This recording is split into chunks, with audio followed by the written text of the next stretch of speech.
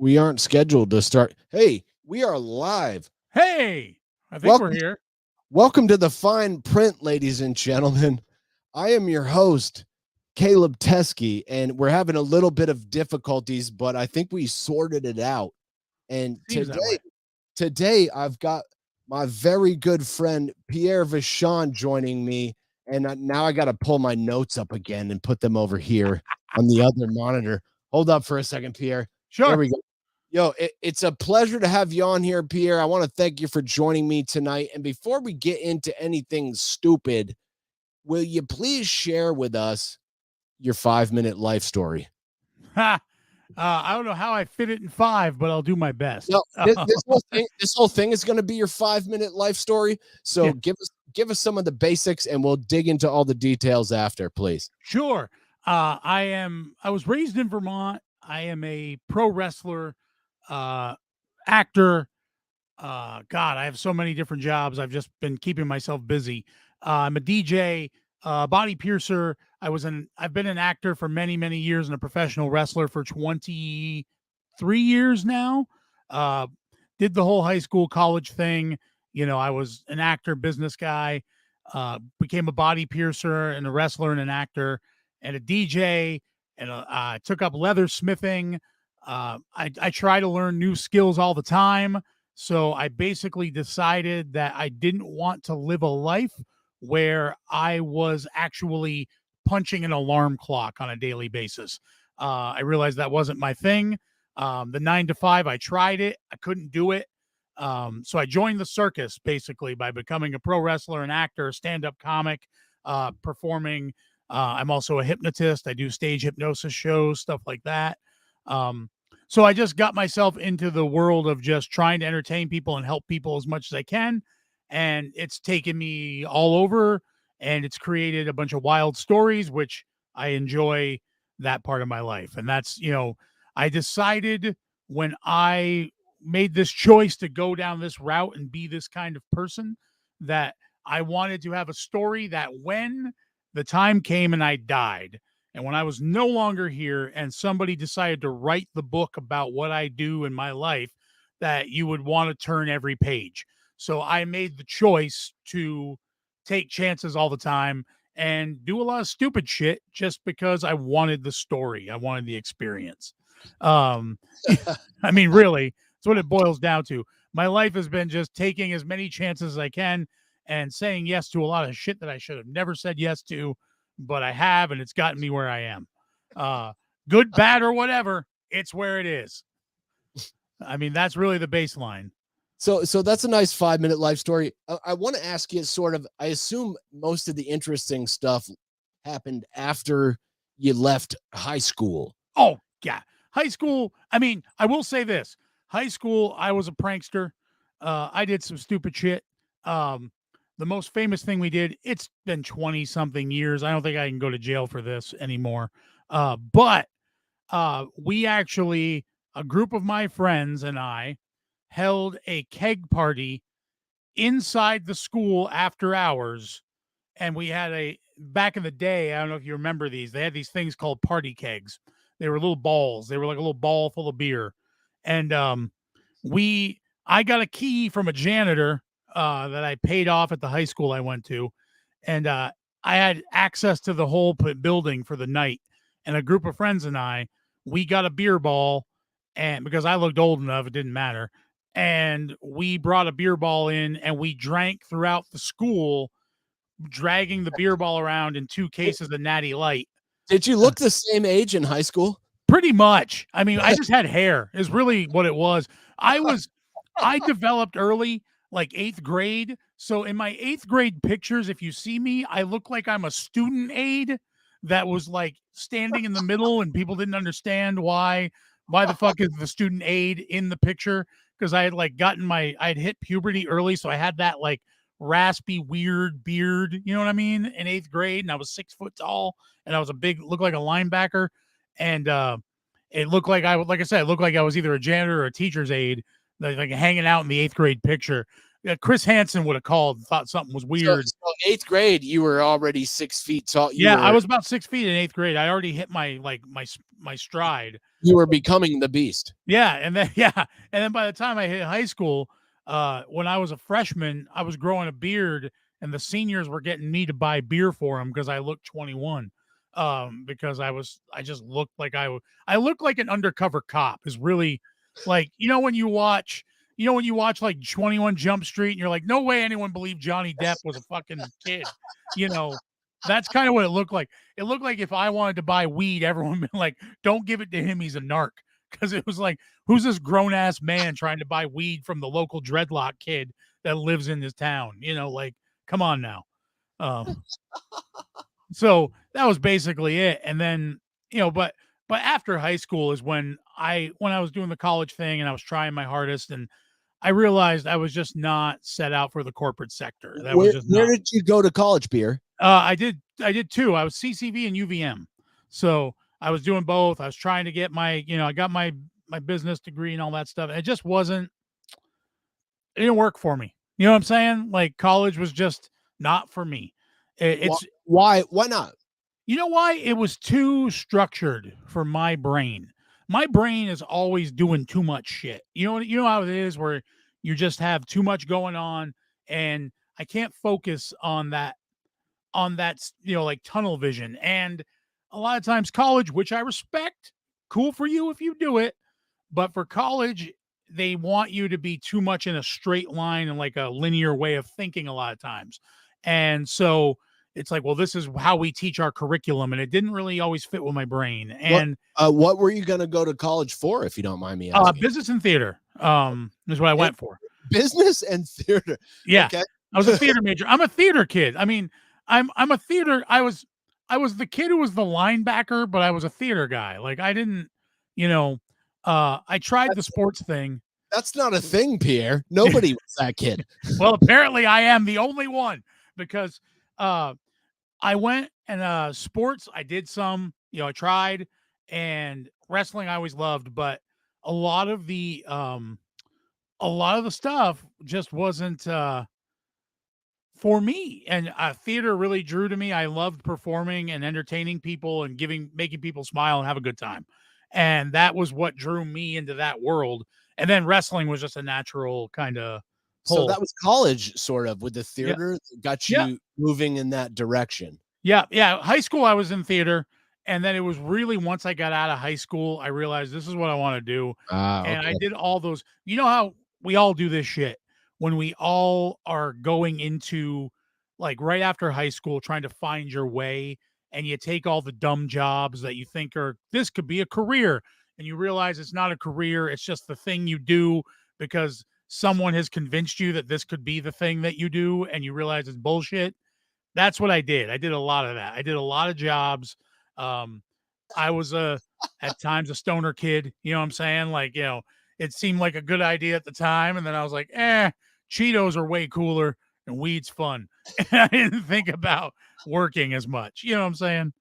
Normally I leave the camera on the guest when they're speaking, like, but you're saying too much funny shit, and I always have to jump back. It's all good. I don't care. I'm just running my mouth. This is what I do. Absolutely.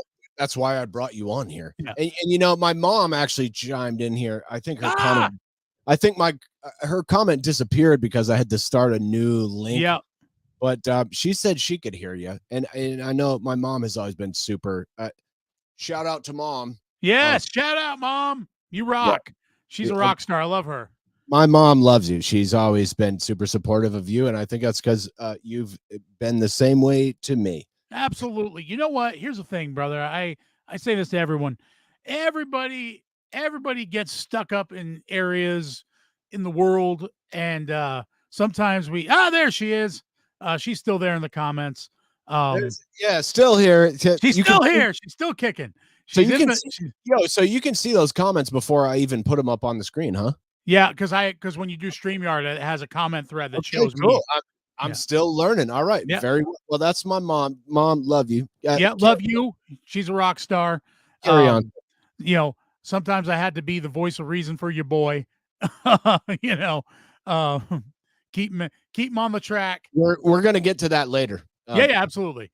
Absolutely. We're working our way there. I want to work my way through your whole life and get the entire picture. Yeah. And I definitely want to figure out what happened in between high school and wrestling. What was in between that? High school and wrestling, actually wrestling came a lot of crap jobs, after high school, doing the college thing and crap jobs. And then, thank you. I do love everyone for the most part. Thank you. I appreciate that, Sue. So we love you. Yeah. But I kind of had a weird, I was doing acting work. I was professional acting. I was doing summer stock theater. I was picking up odd jobs, doing commercials, whatever I could find, doing voiceover work. What type of commercials? Out again. Hold up. We lost your sound here, Pierre. The fuck? I lost your sound anyway. Are my headphones fucking dying? What the fuck is going on here? Oh, wait. Oh, hold up. Hold up. Unmute mic. Can't unmute your guest. Their mic isn't connected. I'm still here. There we go. I hear you now. Okay. Something with the server, so it gets weird. Yep. Carry on, sir. Yes. Side note, my phone's ringing, and it's the Golden Girls theme song is what I hear for my... I know you love the Golden Girls. Yes. That's my shit, first of all. My house is actually in the background. You probably can't know it's on the other. My Golden Girls altar's on the other side. Here, of the see, my mom said this was your fault this time. So I don't know how. I haven't done anything. That's what I tell her all the time. No, I had all kinds of weird jobs. Just trying to find my way. I knew acting was my thing, but when you live up here in the Northeast, acting is tough. Like entertainment is tough. It's hard to get work, and wrestling has always been in my blood. And so I made a choice in the middle of it all, right after high school. I was doing theater work. I went to Edinburgh, Scotland, and performed at the Edinburgh Fringe Festival as Fatty Arbuckle in a production with a company called Firefly Productions. We were out there for a few weeks. Can you tell us how you ended up there? Because I put that in the description, and that is one of the biggest performance festivals in the world, really. Yeah. How did you end up? Did you apply to get in there? Did they ask you to come? How did that go? So what happened was I was doing traveling dinner theater with a production company out of Vermont named Firefly Productions. And they go every year to the Fringe Festival. They've been invited every year. For many years they went every year with a new play or a new show. And they were going for years. And so I was doing a murder mystery dinner theater with them. And I did a few other stage productions with them. And then we were talking one night after rehearsals and having some drinks after. And I mentioned that I was fascinated with the life of Fatty Arbuckle. And if you don't know who Fatty Arbuckle is, he was the first Hollywood scandal. He was a silent film star, one of the biggest silent film stars of all time. He's kind of like the Chris Farley of silent films. Big dude, really good comedic actor. And then they were getting ready when talking movies were starting. He was going to be the next big thing. They expected him to blow up. Yeah, there you go. There he is. And I had hair once upon a time, so I looked more like him. And I also had to gain like 100 pounds to be Fatty Arbuckle. But what happened was right before I legit gained like 80 pounds, I think, for that. And I just never got rid of it. I just kept that shit. But what happened was Fatty Arbuckle used to throw these big parties at his in hotels and stuff like that. And at one of his parties back in those days, cocaine was just served in punch bowls. It was legal and it was a party drug. Legit, they had punch bowls full of cocaine that people would just use. It was just part of it. Well, a girl died at the hotel partying at his event. Whoa. And the newspaper needed a scapegoat. So they blamed him and said he killed her. And there's a whole bunch of stuff that shows that that's not really what happened. Wow. It was a whole scandal. It was the first Hollywood scandal, and he got blackballed from Hollywood because of it. So he lost his career, was left for nothing. Wow. And it was found later on that it was all false. He didn't do anything. It was just his He was the original cancel culture. Oh, absolutely. He was actually. You're absolutely right. So we were Wow. talking about this, and the playwright Keith Healy, shout out to Keith, um, said, "Hey, I'd love to write that story, and you should play Fatty." And I said, "Absolutely." So he wrote a one-man show, which was a 2-hour one-man show about the life of Fatty Arbuckle, called "Charlie Chaplin is Wearing My Pants," which was which was actually a true story. Fatty Arbuckle created Charlie Chaplin. Charlie Wow. Chaplin was drunk in his trailer one night because Fatty Arbuckle was a director, and he put on Fatty Arbuckle's pants, and they were way too big, and he was staggering around. And Fatty Arbuckle said, "That's a character you should be playing." So he created the Tramp by wearing Fatty Arbuckle's pants. So And here I see.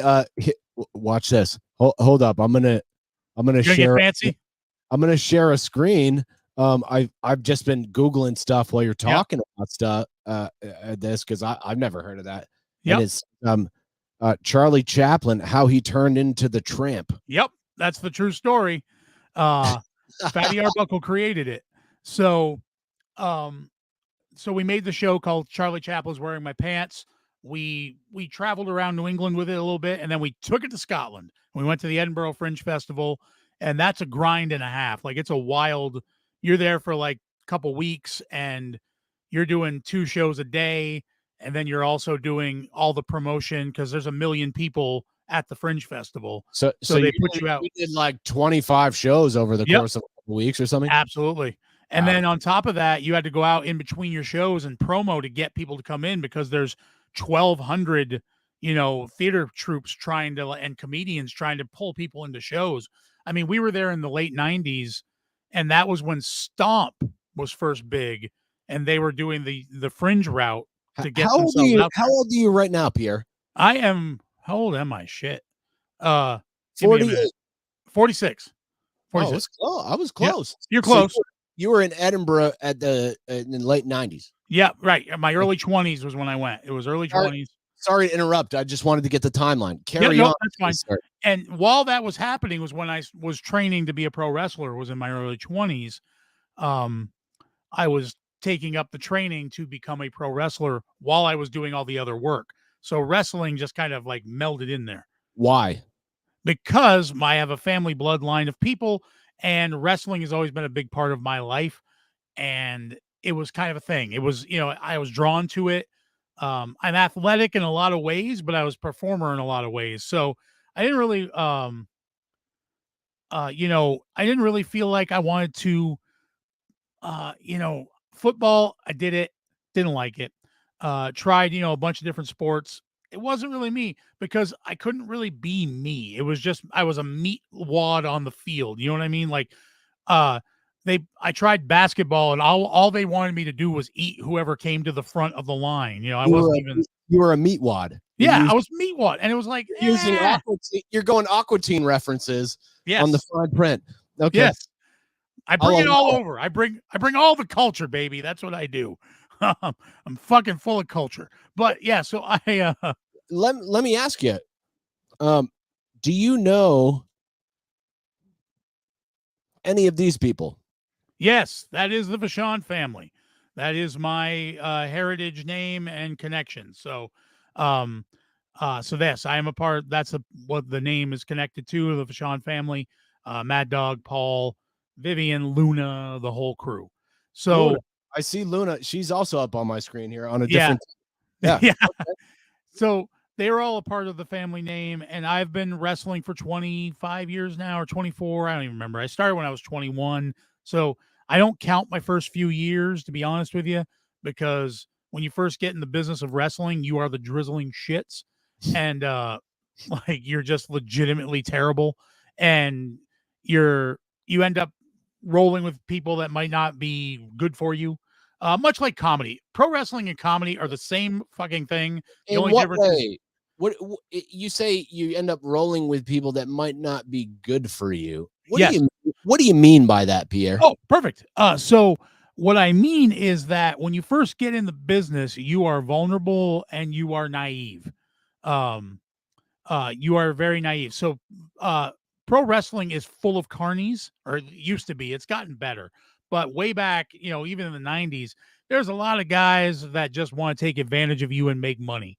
So they will pull you in, get your money, train you, with asterisk to take your money. What do you mean by train you? Would you So, explain some of the training? yeah. So professional wrestling is very hard. It's not easy. It's an art. I know Jim Cornette, if he hears this, he'll shit on me for saying the word art, but it is a very physical and difficult thing to learn to do properly. But there are a lot of carny charlatans who know 3 moves and open up a wrestling school and claim they're going to make you a star, and they don't know shit. You care to name any of them? No, I mean, there was a few out there over the years, and I don't know if I really want to have that fist fight if I see them again. So I'll just say there's a lot of them out there. You'll find them. They're easy to spot. I do want to read this other comment from my mom here. The cover of the Northland Journal this month features the Vachon family in wrestling gear. Yep. They were very huge in Vermont wrestling and all over. For instance, Paul Vachon is the reason why Andre the Giant was in the U.S. Whoa.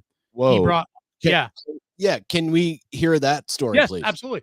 My Paul Vachon used to have what was called Grand Prix Wrestling in Montreal, and he used to do a ton of shows in Vermont. He ran Burlington all the time.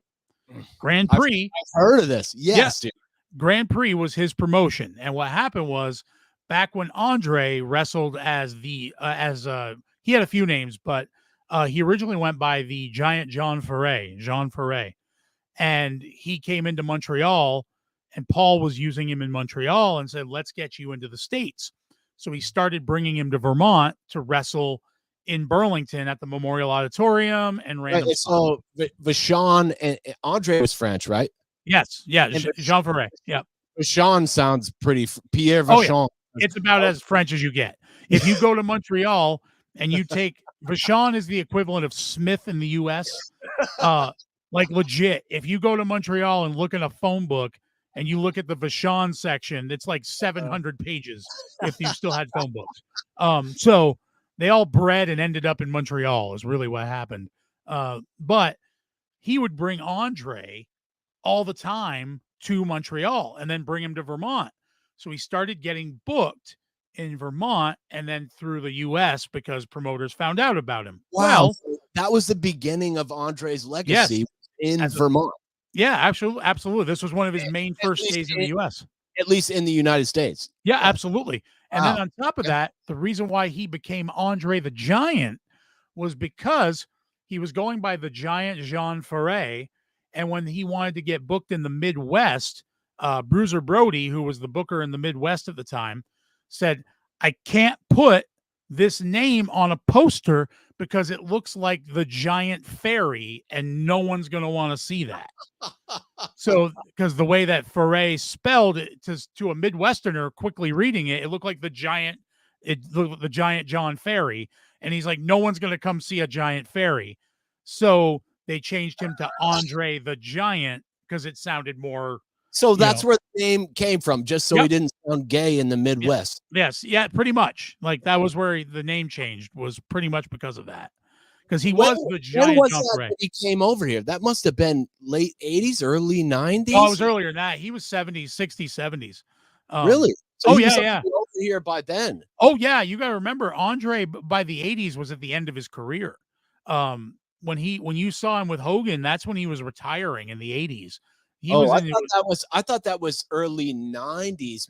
Maybe I'm just, and you would know better than I would, obviously. Like, I didn't get into wrestling till I was a teenager, till like the 2000, the Jeff Hardy sort of Undertaker, Rock, right, Steve Austin, Kurt Angle kind of days. No, Andre was 80s because he was like 60s through 70s into the 80s, even earlier, and like really. So by the time I didn't realize his career was that long, honestly. Oh yeah, but by the time he got to the end of the line, that was when he got to the Hogan 80s area, his body was starting to deteriorate. He had gigantism, and he never had it repaired. There was a surgery you could do to remove the gland. There is a surgery for that? Yeah, and they offered it to him, but he never did. At the end, it was very experimental at that time. It's much more improved now. So they actually do it a lot. It's not common, but it is Yeah, but now I've it's seen much that with easier. like a couple NBA players, like Yep. Jorge Murasan or Yes. Yao Ming. I think might Yeah. fit into that Yeah. category. Yeah, Yeah. Gigantism kills you. And if you don't get that gland removed, there's a certain gland that creates the growth issue. If you don't get that removed, then your body outgrows itself. So Andre's body was getting too big for its own frame. And as he grew, his heart got too big. So that is basically what killed him, is that his organs were too big for his body. It's really what it he's got a big heart. What a Yeah, shitty exactly. Literally got a big heart. But yeah, so they had the Vachon family had a big like influence in wrestling in the Northeast. And so when I was traveling full time wrestling in Canada and those areas, I had a little bit more of a gravitas because I had the name. So your family name got you a little bit of a foot in the door, maybe. Absolutely. Because when I first started out in the business, dude, you are just like comedy. It's very similar. You are a ground pounder. You are treated like garbage a lot of times. Now it's gotten different, but when I started, it was a lot different. Like when I first got in the business, I tell this story all the time. My first match ever. When did you first get into the business? When was your first match? Do you know? My You first remember the match was date? when let me see. So was in my early 20s, probably 20 or 21. I had started training when I turned 18. I started training like 19 in between doing the college thing. I was working out and meeting wrestlers to train. And so I'm trying to think. My first match was Like late 80s, early 90s? no, this would be 90s because I was in my 20s Yeah. in the 90s, late Yeah. 90s. So 98 would have been my first, 98 or 99 in that area was my first match. So You remember the first guy you fought? Oh, absolutely. I can tell you exactly what happened. Fuck yeah. So I had no fucking clue. I was green as grass, when it came to wrestling, and you work pretty much for free. If you're lucky to get a shot. Well, I was a big dude back then. I was also 400 pounds, so I was a little bigger than I am now. 400. Yeah, when I started the business, I was 400 pounds. I'm 290 now, but How tall are you, Pierre? I'm 6 foot. So in my boots, I'm 6'3". But yeah, secret of wrestling, we all have elevator shoes. Just saying. But when I got the business, I gotten booked, and this was this was in Boston. I got booked for a show in Boston. I drove down. I was all excited. It was my first professional wrestling show. I'd been training and worked out and like set up rings and did all that shit. And I got there, and the promoter walks up to me and he goes, "Kid, I need a hillbilly for tonight." And I said, "What?" And he goes, "I need a fucking hillbilly." And I said, "What?" And he goes, "So here's your gimmick." He's like, "You're big brawling Hank." I was like, "Huh?" And he goes, "I got bib overalls for you. Put them on." And I had a chain with like a horseshoe on it, like an actual horseshoe. And he said, "You're going to go to the ring, and every time you punch the guy, you're going to say, 'I'm the fightingest.' And you're my hillbilly for the night. So you got to do the do-si-do with the ref." Now I'm green as grass. I have no fucking I'm the fightingest. Yeah, that's what he wanted. And he's like, "This is going to make you big, kid. I guarantee you it's going to take you places." You got to get exposure. Yeah, exact exposure. Yeah, and that's what it was. Because that pays the rent. My landlord loves it when I walk around in bib overalls and just says, "Well, I was on a show." They love to be paid in exposure. Yeah, absolutely. And that's wrestling to a T. You will hear so much the word exposure. Yeah, I'm getting you exposure, kid. I'm like, I'm in a fucking American Legion in the backside of South End of Boston. There's 30 drunk old dudes here. What exposure am I getting? You've wrestled in an American Legion? Oh, hundreds of them. Yes, dude. So this show was at an American Legion, as a matter of fact. And so they tell me I'm working this older, wrestler, a veteran who's gonna like walk me through it. And he come to find out he was only like a year ahead of me. So it wasn't like he was some grizzled veteran. They just called him a vet because it sounded better. And I'm green as grass, and I have to do like do-si-do spots. I have to get in the ring and, go back and forth and do-si-do with the dude. And then like, go for my moves. Well, I'm so nervous that I don't realize how hard I'm punching. And, you pull your punches a bit in wrestling. It still hurts. You're still hitting each other, but I'm nervous as shit. And it's my first match. And this poor guy, Carl, if you're out there, if you hear this show, I apologize from 22 years ago because damn, I lit you up like a Christmas tree on Christmas night. So those punches are. Yeah, oh yeah. I legit and he said to me, and I use this in the ring now. I still say this to people because he did it to me and it ingrained in my brain. I punched him and I saw his face rock back. And I punched him again. I was all amped up. I'm like, yeah, I'm the fightingist. And I'm swinging with all fervor. The fight, which is the dumbest. Yeah, the dumbest shit ever. But I'm green. I don't know any better. I don't know how to advocate for myself yet in the business. I'm the fightingist. So I'm punching him. And he, all of a sudden, in the middle of the ring, he whispers, he goes, dude, did I fuck your sister? And I'm like, what? And I hit him again. And he goes, dude, and he's rocked back and he goes, do I owe you money? And I hit him again. I'm like, what? And then he cut me off and he's like, dude, calm down. He's like, what the fuck is this? We're working here. And so we worked the match. And I peppered his face bad. Had you ever met this guy before you fought with him? No, hell no. That's how wrestling works. So they just threw you in the ring. Did you talk to him before the match? Maybe 2 minutes. You're like, yo, I'm gonna do a suplex at 20 seconds. You call it most of this shit. I'm not gonna try to. The term we use in the business is kayfabe, which is the term that means keeping kayfabe is keeping the.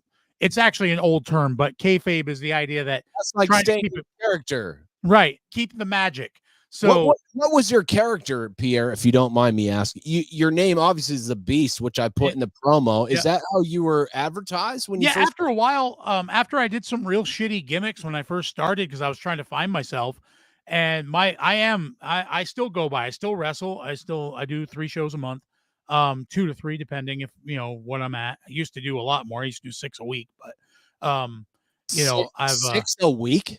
Yeah, there was a time where I was doing like up to 6 shows a week. Oh, that's a lot. I was working full time. I was doing like 4 days, and I would do 2 shows on some days and 1 on a Sunday. Stuff like that. But I've cut way back. I'm not doing that anymore. My body can't do that anymore. I've tried, and I've broken enough bones that my body now says after I do a few bumps in the ring and take a few impacts, my body just says, yeah, how about you fuck yourself for right now? Which bones have you broken, Pierre? Oh, God. Sure, I can start the list. From fake wrestling. Yeah, exactly. That's I always say this to people. Wrestling is not faked. It's staged, and it's a totally different thing. Fake denotes that no one gets hurt. Stage denotes that we may know an outcome, but I'm still getting punched in the face, and it hurts. I've had 1 replaced knee. Completely replaced. I have a grade 4 separated shoulder that is permanently sinks about 2 inches lower. This one right here, if I actually took my shirt off, which that's only for my OnlyFans, you would see that it actually sinks down lower than it should. Someone PayPal me $100 and Pierre will take his shirt off. Amen. It's if you want to see a half-shaved Yeti, then feel free. It's CalebTesky@gmail.com, and I'll split the $100 with Pierre. Please send us some. Yeah. There's our new OnlyFans. But tell us about your other injuries, please. Replace knee. I've broken 2 vertebrae in my back. My L1 and my L3 have been broken. How? What's that? How? So I took a fall in a ring, and the ring snapped back up on me and compressed my spine in the middle of the match. And my legs went numb. I crawled to the corner. It snapped up and the floor compressed my tailbone. Yep, the whole ring snapped up and compressed my tailbone. Wow, so it wasn't even the force of the impact. It was the ring slapping. It was the metal coming back up. Wow. And, so I crawled to the corner because I couldn't feel my legs, and I was like, "Well, I'm paralyzed." Wow. I pulled myself up onto the middle ropes, like by my arms. I got myself halfway, and my manager that was there walked up and slapped my back. And when he slapped my back, I felt my legs tingle, You and I was like, "They're that's a still there." yeah. So in the middle of a match, you thought you were paralyzed. Yeah, absolutely. Called a stinger. It's And actually common. And you crawled to the corner. Yeah, because I knew I had to finish the match, And so I some had to guy figure out. slapped you on the back, and Yeah, the tingling sensation yeah, let my you know legs came back. So I'm like, okay, you were not paralyzed. yeah, I was not paralyzed. So I finished the could match, feel. Yeah. rolled out, and I was like, well, I hobbled. He carried me back like because my legs were still wobbly. I looked like a drunk wobbly guy. Did And you win the match? I did. I did. You broke your back and still won the match. Yeah, that's right. That's how you do it. So I rolled to the back, and I was sitting there, and this was in Rhode Island, and I had to get back to Vermont, and I drove solo that night, so I didn't have anyone with me, and I was in pain, but I was like, you know what, I got to get going. So I jumped in the car, got to Rutland, and then my legs gave out again while I was driving, so I cruise controlled into the emergency room and crawled in. I pulled myself out and got myself in a wheelchair, and I rolled into the ER, and I was like, "Yeah, my legs aren't working." And they, I just broke my back and it yeah, was fun, but now yeah, my legs aren't working. yeah, exactly, Well, pretty much. So then I got there, and they did the scans. I said, "Yeah, you fractured your L1, your L3. Your nerves are a little damaged, but they'll come back, and that's why the legs keep going in and out." but L2 was fine. You did Yeah, the one. L2 was fine for Yeah. some reason. That one's a tough son of a bitch. That one stayed together. But for some reason, my L1 and my L3 are complete wusses. But my L2 is badass. So I went through the arduous task of a year of rehab and getting my back back. So I'd take a year off, or pretty much a year off. I still did appearances at some shows, but I couldn't wrestle. My knee replacement was from a ring breaking, and the board broke, and my leg did a 180. My leg swung around, my toes went around my back and came back. So So your knee and your back were both fucked up by ring malfunction. oh yeah, from landing, just weird landing. It can happen. My separated shoulder was from a guy went to give me a hip toss, so I had to take a flip.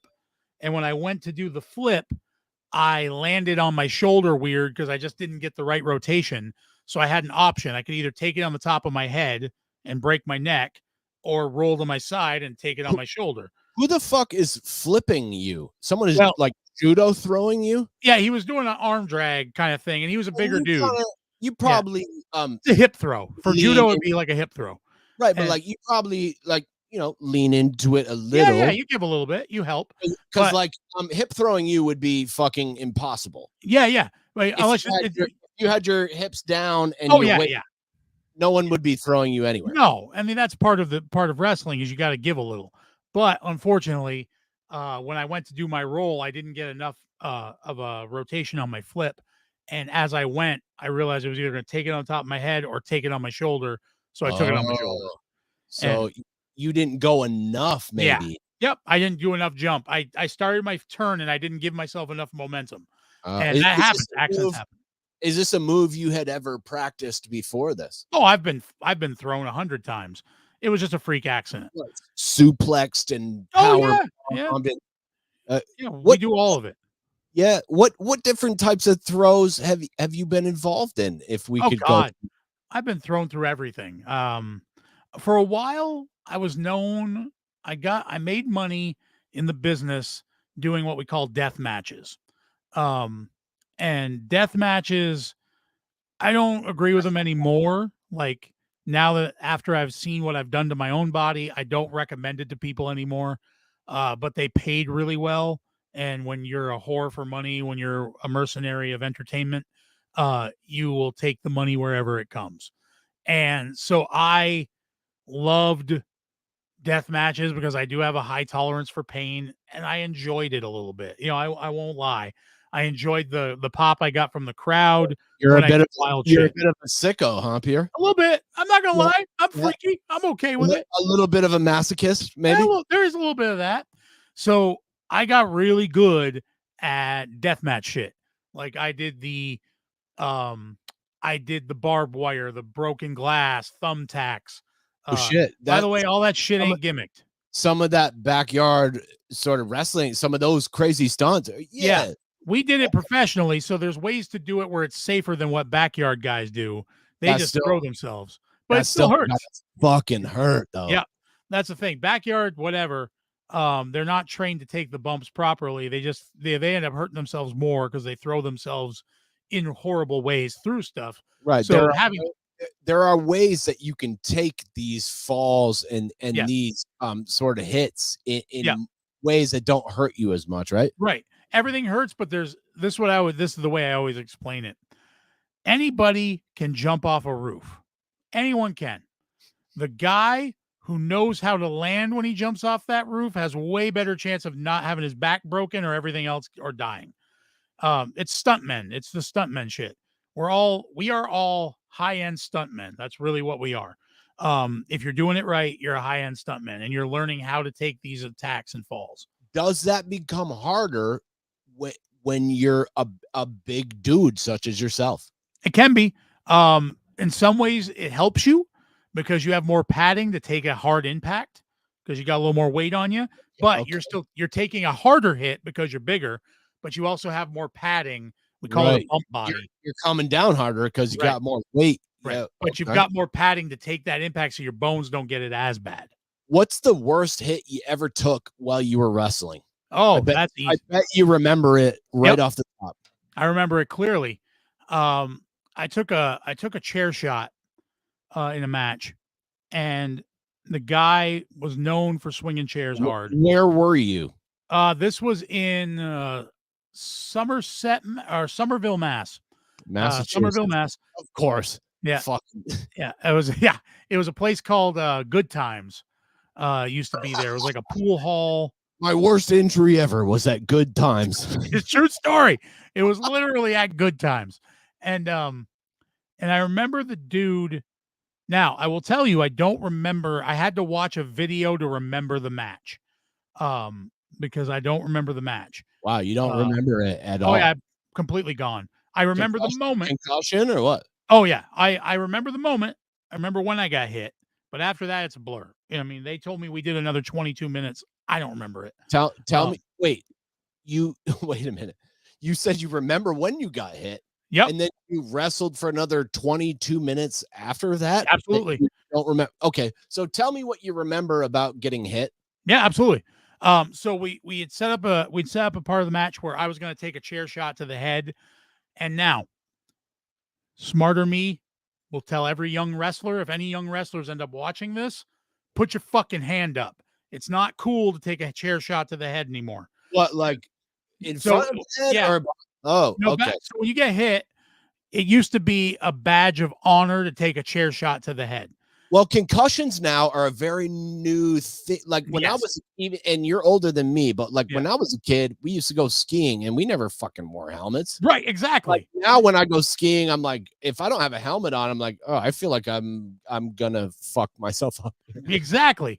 So in wrestling, when I first got in the business, yeah, go ahead. It was a big thing. If you hit someone with a chair, you take it to the head and say, fuck it, you're tough, you handle it. Well, you got your bell rung a little. Exactly. So what? Oh well, deal with. That's why you're in wrestling and this ain't ballet. You know, Shut up, that pussy. Yeah.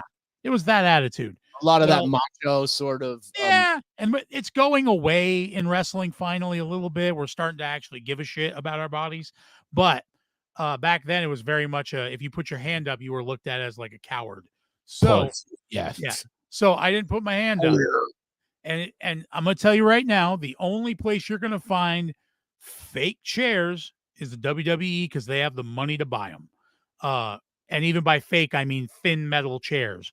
When you're in the indies like I was and like doing the smaller shows, all those chairs are just armory chairs from that building. They are solid steel chairs.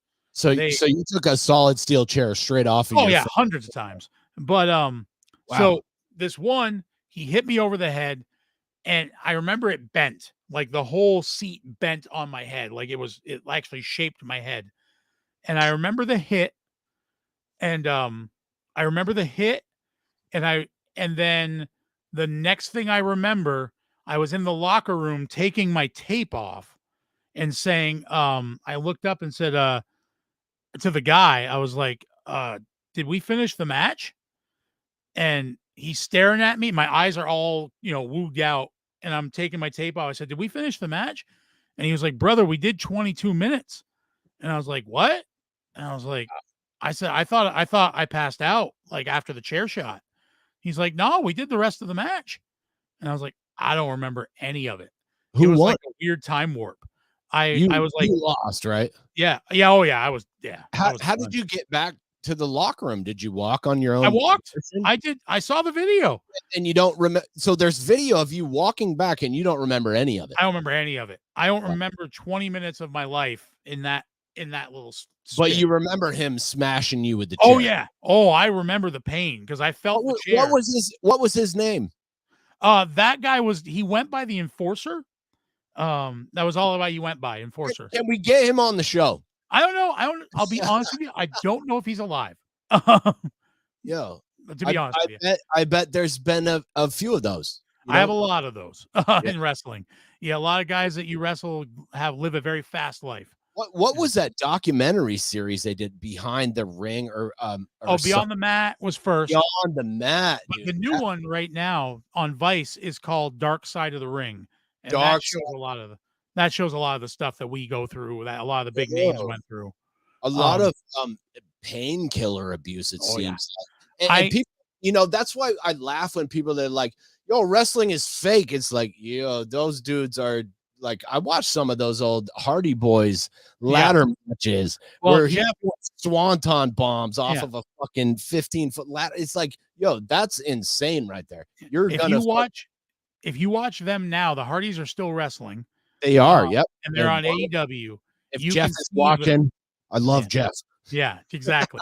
You can see the effect of all that on them because they don't move like they used to and they're beat up. We all are. I was known I was a super fast dude for being a big wrestler and still am. I still move pretty well as a wrestler of my size, like a 300-pounder. But, 20 years ago, or 15 years ago, I moved fast, like for a big guy. And I did stuff that big guys didn't normally do. Now, such as spinning heel kicks. I was able to jump in the air, drop kicks. I could do some of that shit. And I could still do it, but now I pay for it.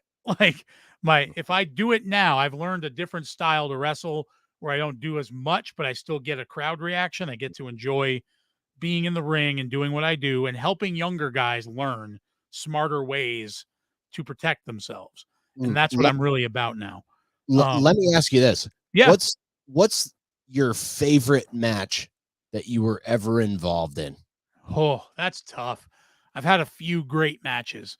Give us a couple. If you want to give a couple, that's fine too. But so one of my favorites, I wrestled. One of my favorites was Tommy Dreamer. Tommy Dreamer and I had a great match, a lot of fun. King Kong Bundy is by far.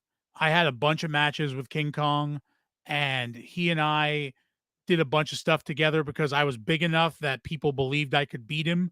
And I was able to take his big throws and King Kong was a legend. And Chris, R.I.P. to Chris. But he taught me a lot in the business. So he was probably my favorite matches, up there. My mentor, Gino Martino. If you look him up, he's actually Tommy Dreamer. I had a great match with him, and Rhino from ECW. I had a great match with him. But Gino Martino, King Kong Bundy, there's old King Kong, Chris. He was a wild man. I love that man. But hell yeah, I had to pull a couple of those up real quick. Yeah. King Kong and I had a bunch of fun matches together. I did some driving with him. I brought him places. I would be his driver, and then I would wrestle him at the shows. So we hung out. You guys were friends, and then you would come in and kick each other's ass. Oh yeah, we would get drunk together at the local comedy club because he did stand up, and so we would get together. Don't steal my fucking segue, Pierre. I'm gonna do that segue later. Okay, we can push it back. After you're done talking about wrestling. Yeah. Okay. So yeah. So I definitely, we traveled a lot. Gino Martino, who's my mentor, I've had a lot of wild battles with, and we're a lot of fun. And Gino, if you look him up, he's actually on Stan Lee's Superhumans because his skull is like an inch thicker than the average humans. Like legit. Like he actually has like an abnormality where his skull is thicker. So he's in the Guinness Book of World Records for driving nails through boards with his head. Yeah, there he is. There's Gino. Shout out to Gino. He was my mentor. He's the guy that kind of brought me. I don't have a Jamie like Joe Rogan does. I pull that shit all up myself. Yeah, look at you go. Good for you. You're rocking it. But no, Gino was the guy that when I got in the business, everyone who gets in the business ends up finding a dude that kind of takes them under their wing and shows them the right way. I was doing a lot of dumb shit, and I was learning ways that were bad and bad habits. And Gino found me on a show and was like, dude, what the fuck? He's like, you got potential. Let me help you. He's like, let me show you how to do this. That guy with really a mustache. Oh yeah. Yeah, pretty epic. But he awesome. I will tell you, actually, I'll give you one story. The funniest match I ever had with Gino, which is one of my favorites, because it is the first time ever in my life in wrestling I got jobbed out in less than 3 minutes. What does that mean? Jobbed out? Jobbed out means I lost and didn't get any real offense. So jobbers in wrestling are what they call them enhancement talent now. But basically, it's a name would come into a town or into a TV taping for WWE or whatever, like a superstar name, and they'd have a no-name guy wrestle them. And they were just got their ass beat for like 7 minutes, and then the big name comes in. What's that? It's like those guys who play against the Harlem Globetrotters. Yes, you're the Washington Generals of wrestling. Yes. Essentially. Okay, cool. Yep. You are jobbers is what we used to call it. So essentially, you did the job, meaning you lost, and usually you just got squashed, which means you got beat up. You didn't get a lot of offense in. Maybe you hit 2 moves, and then the big superstar would kick your ass. Hey, but you got some exposure. You got it. Well, you got paid, first of all. Yeah. Even before the exposure, you got some money. Exactly. You got paid for getting your ass kicked, but you also got exposure because it was on TV or like in a big, event. And indies do it too. The indie wrestling like that I'm in still have job guys young green guys who just started in the business. They're not good enough yet to carry a match or be pushed in that way. So they end up just getting beat up by the names that are on your card. Well, Gino, my mentor, I had been in the business long enough now. I was no longer in that category. And we had a match in Sanford, Maine. It was a fans bring the weapons match. Now, in the state of Maine. In Maine? Yeah. In the state of Maine, they had an athletic commission at the time. Oh, shit.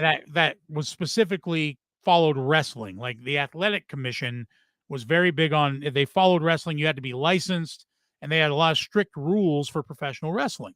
So one of those rules was no blood. If you got cut or you bled, you had to stop the match because they didn't allow blood. And the promoter booked us in a fans bring the weapons match. So we were trying to figure out how we were going to wrestle a match and use weapons that people brought. And we had to get rid of some of them because people brought like samurai swords. And I'm like, we're not stabbing each other. That's not, but people brought all kinds of weird crap. And so we had like frying pans and VCR and telephone. No blood, but bring your own weapons. Yeah, and that's why we were confused. The promoter booked this to try to get a big push. What kind of weapons don't draw blood? That's my point. That's a shitty weapon. Exactly. That's the point. But we had to make it look like these weapons were devastating and not bleed. However, the first thing we did is there was a VCR that someone brought. And Gino, who has the hardest head in the world, you can legit, and it doesn't affect his brain. He's been hit over the head with cinder blocks, and then they do CAT scans and nothing happened. Like it was, his skull is so thick. Well, he was like, let's start the match with, I'm going to I'm gonna hit you in the stomach or something, and then you grab the VCR and break it over my head, and then I'll no sell it or whatever, and then we'll keep going. I'm like, okay, cool. So I hit him over the head. Bam! I hit him with the VCR. Cracks over his skull. That's how you know the story was old. Yeah. But not too old because it wasn't a Betamax. No, it was not a beta. It was a VCR. But this is also Sanford, Maine, so it was the early 2000s. They might have still been back in VCR. But to be fair, if you've ever been to Sanford, Maine, don't. But and just shout out to Sanford, Maine. Hey. But so I hit him over the head as hard as I could, and then he no-sold it, looked at me, got the angry face, and he grabbed a phone that, one of the old phones that had like the metal like frame around it, and he cracks me over the head with it. Well, right when he cracks me over the head, it busts me open straight from center of head all the way back. And so you had to do the ketchup packet. Oh yeah, right. I do the ketchup packet. Yeah, that's what the 20 staples in my head were. That was from ketchup. Were you bald back then as well? Oh yeah. Yeah, this was early. This was 2006, 2008. So you can't hide a cut. No, there's no hiding it. So all of a sudden I feel it, and I say to him, I'm like, shit. And he sees the blood start pouring. Oh, did you touch it? See blood? Oh yeah, of course. I wiped it all over, did the thing, and he wiped it on him, and we did the whole thing. Well, the commissioner stands up because the athletic commissioner is there, and he says, this match has to stop in less than a minute. Wait, there's an actual athletic commissioner in the building. Oh yeah, they come. So before the match, you have to go to the athletic commissioner. You have to pay your license fee, and they check you to make sure that you paid. You have to pay a license fee. Oh yeah, in a lot of states, you have to have a license to wrestle. To get your head split open. Oh yeah, absolutely. You have to pay someone to let you get hit. So this is like the boxing commission, but for wrestling. Exactly. It's all under the athletic commissions. Wow, so the athletic commissioner for wrestling is there. I'm covered in blood, and he stands up. And this is 2 minutes into the match. So we haven't even had a real match yet. We just started. And he says, you have to stop. You've got 60 seconds, or if you can't get that blood to stop, or this match ends. So I quickly go to the corner, and then you ate him. Yeah, right. I wish.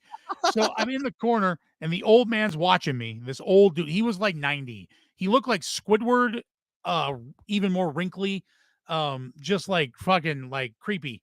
And he's in the corner yelling at me. You gotta clean the blood off. So I grabbed the towel and I tried to wipe my head. Well, it was just gushing.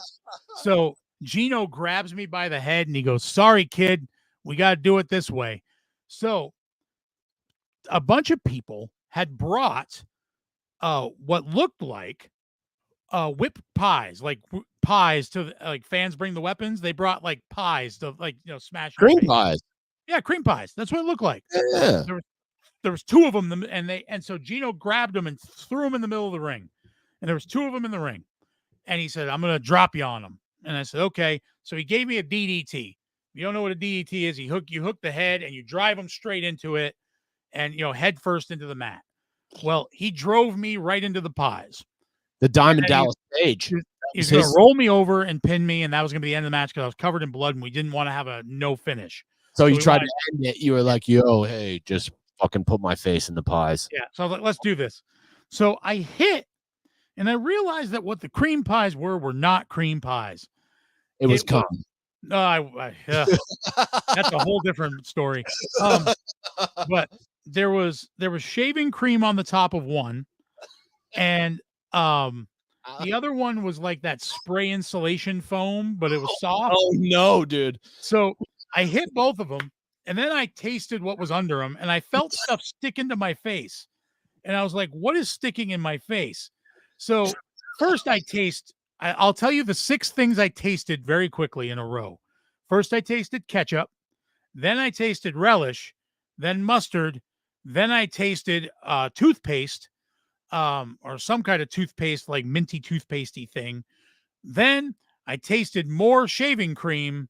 And then I tasted thumbtacks, because they had put thumbtacks at the bottom sticking up because they wanted to see someone bump into it and come out with them stuck in them. Well, because I took it face first, I was eating all this crap, and I had thumbtacks embedded in various parts of my face. And Gino rolls me over while you're bleeding. While I'm covered in blood. I'm blood all over the mat. Now you've got cream and fucking thumbtacks and blood. And he rolls me over and he's pinning me and he goes, "You smell fucking disgusting." And I said, "Yeah, I'm well aware." And he pins me and he goes, and in his thick Boston accent, he's like, "Shit, you got shit in your face, kid." And I roll out and I get to the back and I'm pulling thumbtacks out of my head. And he hugs me and he goes, "Well, sorry, kid, I had to job you out, but that's what it was." And that was the only time in my career I had done a 2-minute job for no reason other than I had some blood on my face. And the commissioner came running back. They had an EMT and they stapled my head shut. It took 20 staples to get from here all the way back. But isn't that what the fans want though? They want absolutely. The beast bleeding from the head. I'm known for it. If you type in my name and look up Google pictures, you'll find plenty of bloody pics of me somewhere. I'm sure they're out there.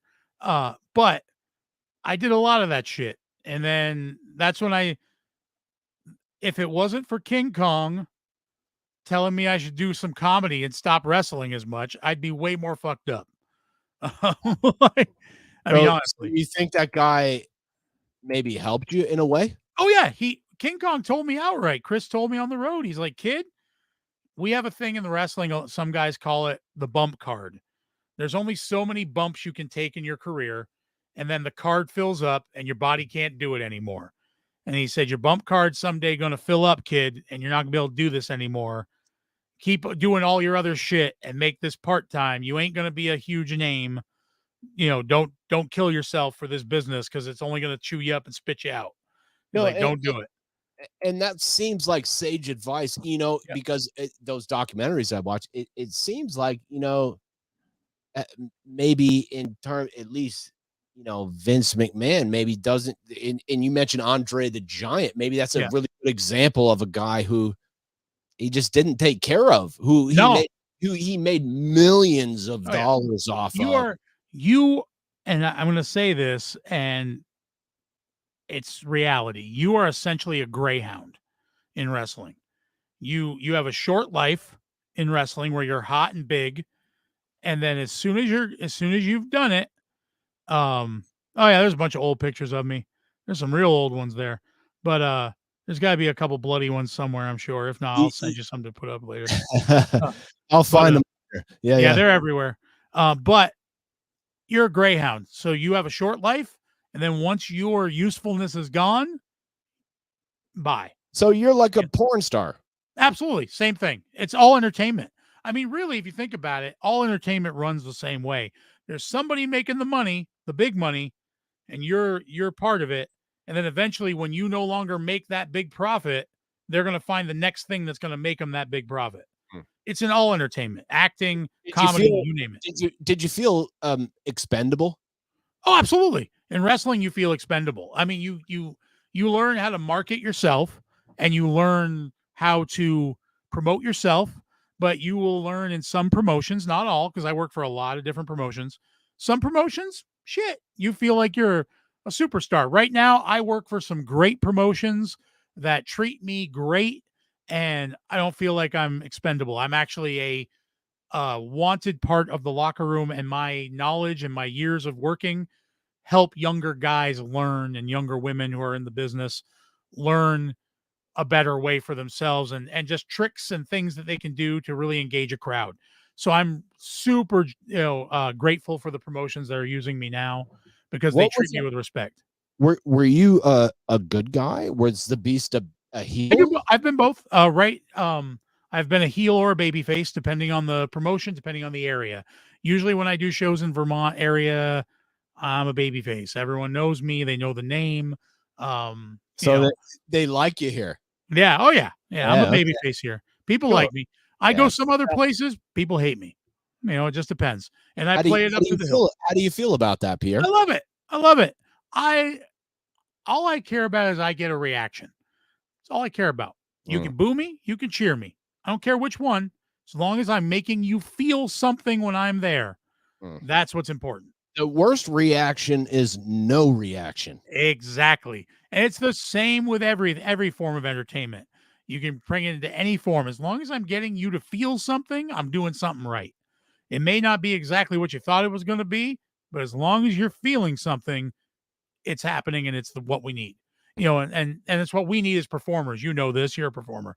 That you want a feedback, I was. You Yeah. were, but I'm you still doing it right now. I'm don't performing right now. don't bullshit yourself. You still are. Don't fuck around. I'm going to start doing comedy shows again too, and I Good. hope that you will come and do some Yes. of them. I'm going to call GW Foley. Yeah, bring all the crew. You We'll all guys do it. were some of the only ones who supported me through all that stuff, and I don't want to get into a ton of that tonight, but I really appreciated you guys Yeah. down there. And here's the thing, man. Here's the reality. Performing, you meet every type in performing, and whatever wrestling, doesn't matter what it is. You're going to meet a lot of people. Some people are going to hate you. Some people are going to love you, and that's okay. That's what I like, dude. I'm just like you. I don't want people to be like, you're okay. Yeah, I want exactly. you to love it or hate it. Right. I get it. And so that's why I had, when all that blew up. If it's not binary like that, I feel like I'm not doing my job right. Because if it's in the middle and it's like, yeah, you're okay. It's like, well, I don't want to be okay. I want you to love me or hate me. Right. And the thing is when all that other crap, we won't go into the big detail of it, blew up. It was all such a overreaction and posturing that I wasn't going to allow that, because it wasn't, while you did some stupid shit and I called you on it when you did. Yes, you did.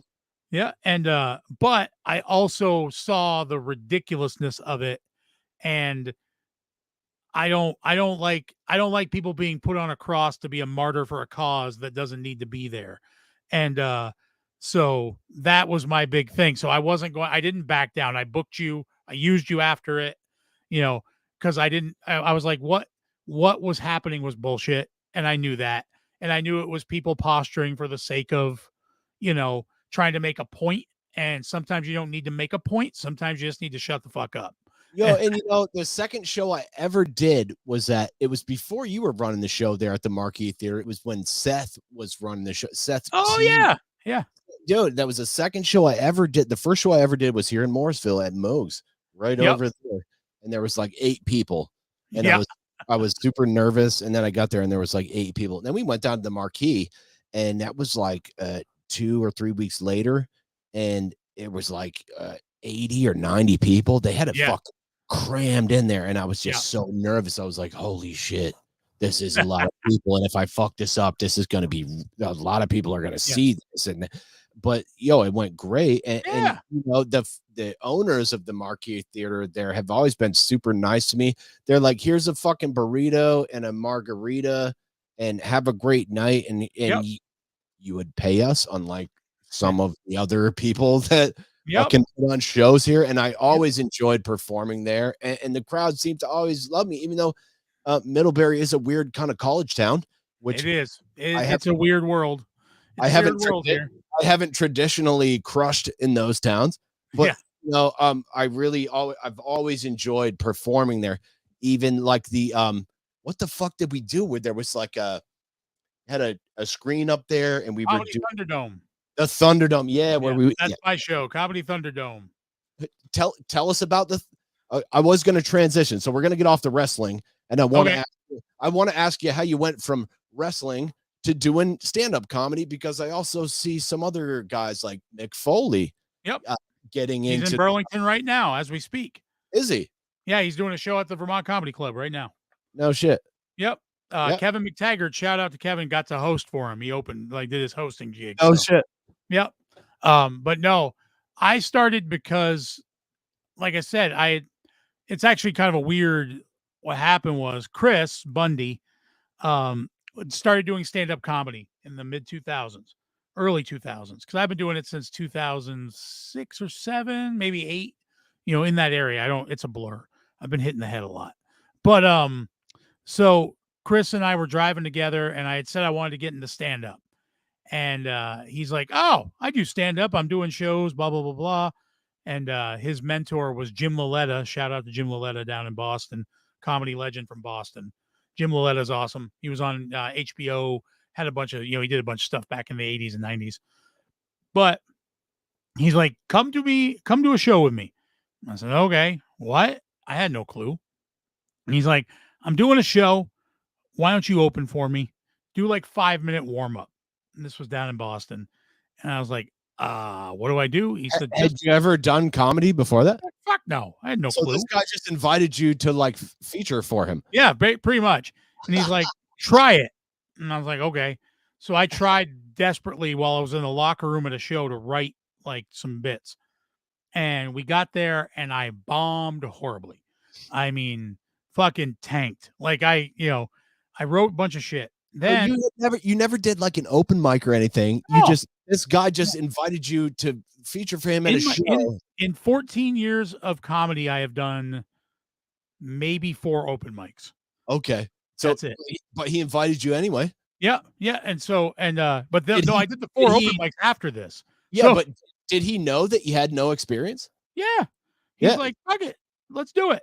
So I bombed. Okay, cool. He knew I was going to bomb. As long as he know that. Yeah. Yeah. So after that. How did he do? Did he do all right? Oh, great.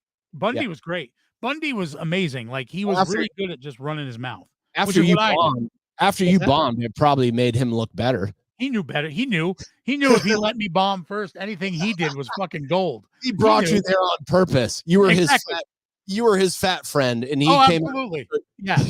I firmly believe it. I firmly believe I was the cock block of the comedy show, so that everything he did was gold at that point. So I showed up, did this show, bombed, tanked, shit. Then later we went together to a Jim Loletta show, and he was going just to hang out with Jim and say hi. And we had drinks and we were eating. And I was talking Jim after the show. Jim had an amazing hour set. He was a headliner. He came over, had dinner with us and drinks. We were drinking, having fun. And I was just running my mouth. And I told him, and Chris gave me shit. He's like, yeah, he just fucking bombed with me, blah, blah, blah, blah, blah. And I was talking about writing and I was running my mouth. And Jim stopped me and he goes, dude, I don't know you that well, but I'm going to say this to you. He's like, stop fucking writing. And I was like, what? And he's like, stop writing. And I was like, what are you talking about? He goes, that's not what you are. He said, get on stage and run your mouth and find the shit that works. He's like, don't write shit down because it sounds too robotic when you try to recite it. Really? He's like, stop that. Okay. He's like, I've had this conversation with myself a lot because, I write meticulously. When I was writing jokes, I would write long. Yeah. Like I would write everything that I thought of. And I would go back later and edit that shit. Yeah. But like I would literally write everything that came into my brain. And I agree with that assessment because sometimes I'd have my phone up with my email with everything there. And when I have everything laid out that methodically, it almost feels like, oh, I have to read it directly off the page. And I feel like a robot. And this is what I wrote the other night. But like, when I just like yeah, no, absolutely. When I put the phone down and I just like, okay, let's think about what I wrote here and then just do it off the top of my head. It feels much more natural and much more conversational as opposed to like, oh, the other day I met this kid named whatever, Yeah. And that was my problem is that if I was rehearsing it from a written perspective, I was doing it. It wasn't me talking. And basically Jim told me, and Chris, Bundy told me, dude, just cut a fucking promo on stage, a wrestling promo on stage and add some jokes and do your thing and tell stories. And, he said, I live a circus-like life. He was like, just fucking tell your stories and that will get you over more than you making a ton of punchlines. And it's true. Like, don't think about it too much. Like this is funny. Like I've had to turn around and laugh at the window a bunch of times while you're telling these stories tonight. And it's like, if you think about it too much, it almost becomes unfunny in a way. Yeah. It's like, you got to just let those stories rip because you've probably told some of these stories 1,000 fucking times. I bet you've been on other shows where you've told these stories. You have a microphone. You have a microphone in front of you. So I bet you've done some other, other shows. And actually, my buddy Isaac, I think, would like to get you on his show. Yeah, absolutely. He I'm getting does old of me. he does a professional wrestling podcast, and I Yeah. bet, yeah. But like, I agree with that assessment, man. When you stare at your notes too much, and it is good to have some notes, but like, if they're too detailed, I always felt like it's like, okay, now I got to stare at the notes the whole time to make sure I don't miss a detail. It's like if I just write, I did a Hulk Hogan bit that I used to do that was killer, and it was like a 6-minute bit. But at first, when I would have every detail written out, by the end of it, I could do that 6-minute bit by writing 10 words on a piece of paper. Yeah. So and it's hard, especially in Vermont. Like in New York, I bet it'd be easier. You can go to 5 different clubs a night and do open mics and practice that shit. In Vermont, it's very hard to get those repetitions in. And when you're doing stand-up comedy, it's very much about that repetition. Yeah. Performing the same bit over and over until you're comfortable enough with it, where it's natural, where you don't even have to look at a piece of paper at all, and you just remember the entire story off the top of your head. So for me, like when I do comedy, I don't write a set ahead of time. Like a lot of people sit down and write a set and like have their like they're gonna transition from this to this to this. I don't do that. It's not my style. I a lot of times people joke when they don't believe it, but it's really true. I don't know what I'm gonna say until I get on stage. I don't know what order I'm gonna do things in. I don't know what specifically I'm gonna bring up. I don't know until I have actually started walking up for my name being called. And then I decide. I'm the exact opposite. I'm like, okay, we're gonna do the dare bit. Yeah. We're definitely gonna do the Hulk Hogan bit, and we're gonna do the blowjob bit at the end, and we're gonna find a nice little lacy connection in between these that makes so you just go up there, fucking you raw dog it. Yeah, every time. And sometimes it's great. Sometimes it's the drizzle and shits. Sometimes I don't get a good flow. And that's my own cross to bear. I should be more organized. Was it like that with wrestling a lot, or did you have more of a plan? No, see, if you compared comedy or wrestling, which have you been more prepared to perform? Honestly, about the same. Now, here's the thing. I'm old school with wrestling. I was trained in wrestling to call it in the ring, meaning there's a lot of guys nowadays, like they work out like 500 moves before the match even starts, and they kind of like they build it that way. I was taught to call your match in the ring so you can feel the crowd that you're in front of in the moment, because you could come up with an amazing match that's like really dramatic and has all these elements, but then you walk into that ring and that crowd isn't feeling that match. You're now giving them shit for the next 12 minutes that they don't want to see. You're trying to spoon feed them. So if your well-coordinated plan doesn't pan out in front of this crowd, now you're kind of painted into a corner. Yes. Oh, okay. I feel you. So for me, the way I was taught and the way I was trained was that you needed to just go and learn how to call a match in the ring, like how to like work it out in front of the crowd and make something good that fits for that crowd so they get their own experience. And a lot of young guys now don't do that. A lot of young guys now so I'll give you it's a comedy, sort of a comedy wrestling story in a weird way. Yes. So I was wrestling for Tony Atlas, Mr. USA. I used to wrestle for him a lot in Maine. Wow. He's one of my old friends. I've known him for a long time. Okay. He's never called me by name. Always calls me big fella. And so he's always called me big fella. And so I was wrestling for him in Maine, and he comes up to me. He goes, "Big fella, you gotta work this kid for me." And I said, "Okay." And he pulls this kid over and he goes, "This kid, young guy, I was experienced now at this point. This was probably 2012. So I was like 12 years in, you know what I mean? So I was a veteran, and this young kid, this is probably like his 6th match. And guy walks up, and Tony walks up and goes, "All right, kid, listen, here's the deal. Now you're going to have to work big fella. And, cause your guy didn't show up. So big fella going to take his spot." And the kid says, Hey, I I'm not working my normal guy. Uh, is now he says this to Tony about me. He goes, "Is this guy going to be able to do the match I wrote out?" And Tony just kind of looks at him, like what? Because veterans call the matches. They don't. Young guys don't call the matches. And kid kid looks at me, and I look down. He's got a notebook with like 8 pages of move for move what he wants to do in this match. And like he booked out the Eight, eight, craziest 8 pages. 8 pages. That And seems it's like a lot. down to the like specifics. And Tony looked at it and he's about to yell at the kid and tell him basically to shut up. And I said, no, and I winked at Tony. I said, I got it.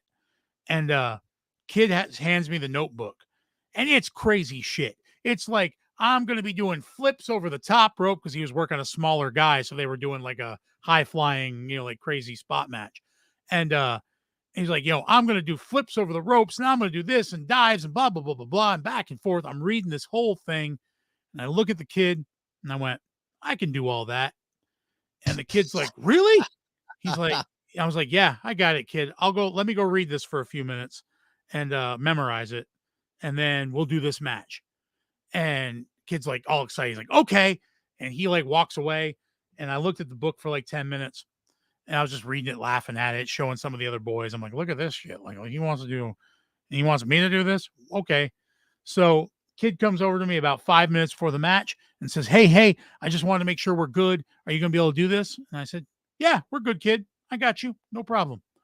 And so we get to what we call the gorilla position, which is named after a specific wrestler, which is weird because it's only for the WWE, but Which wrestler was it named after? Gorilla Monsoon. Because Gorilla Monsoon was a road agent for WWE and he used to sit right by the entrance.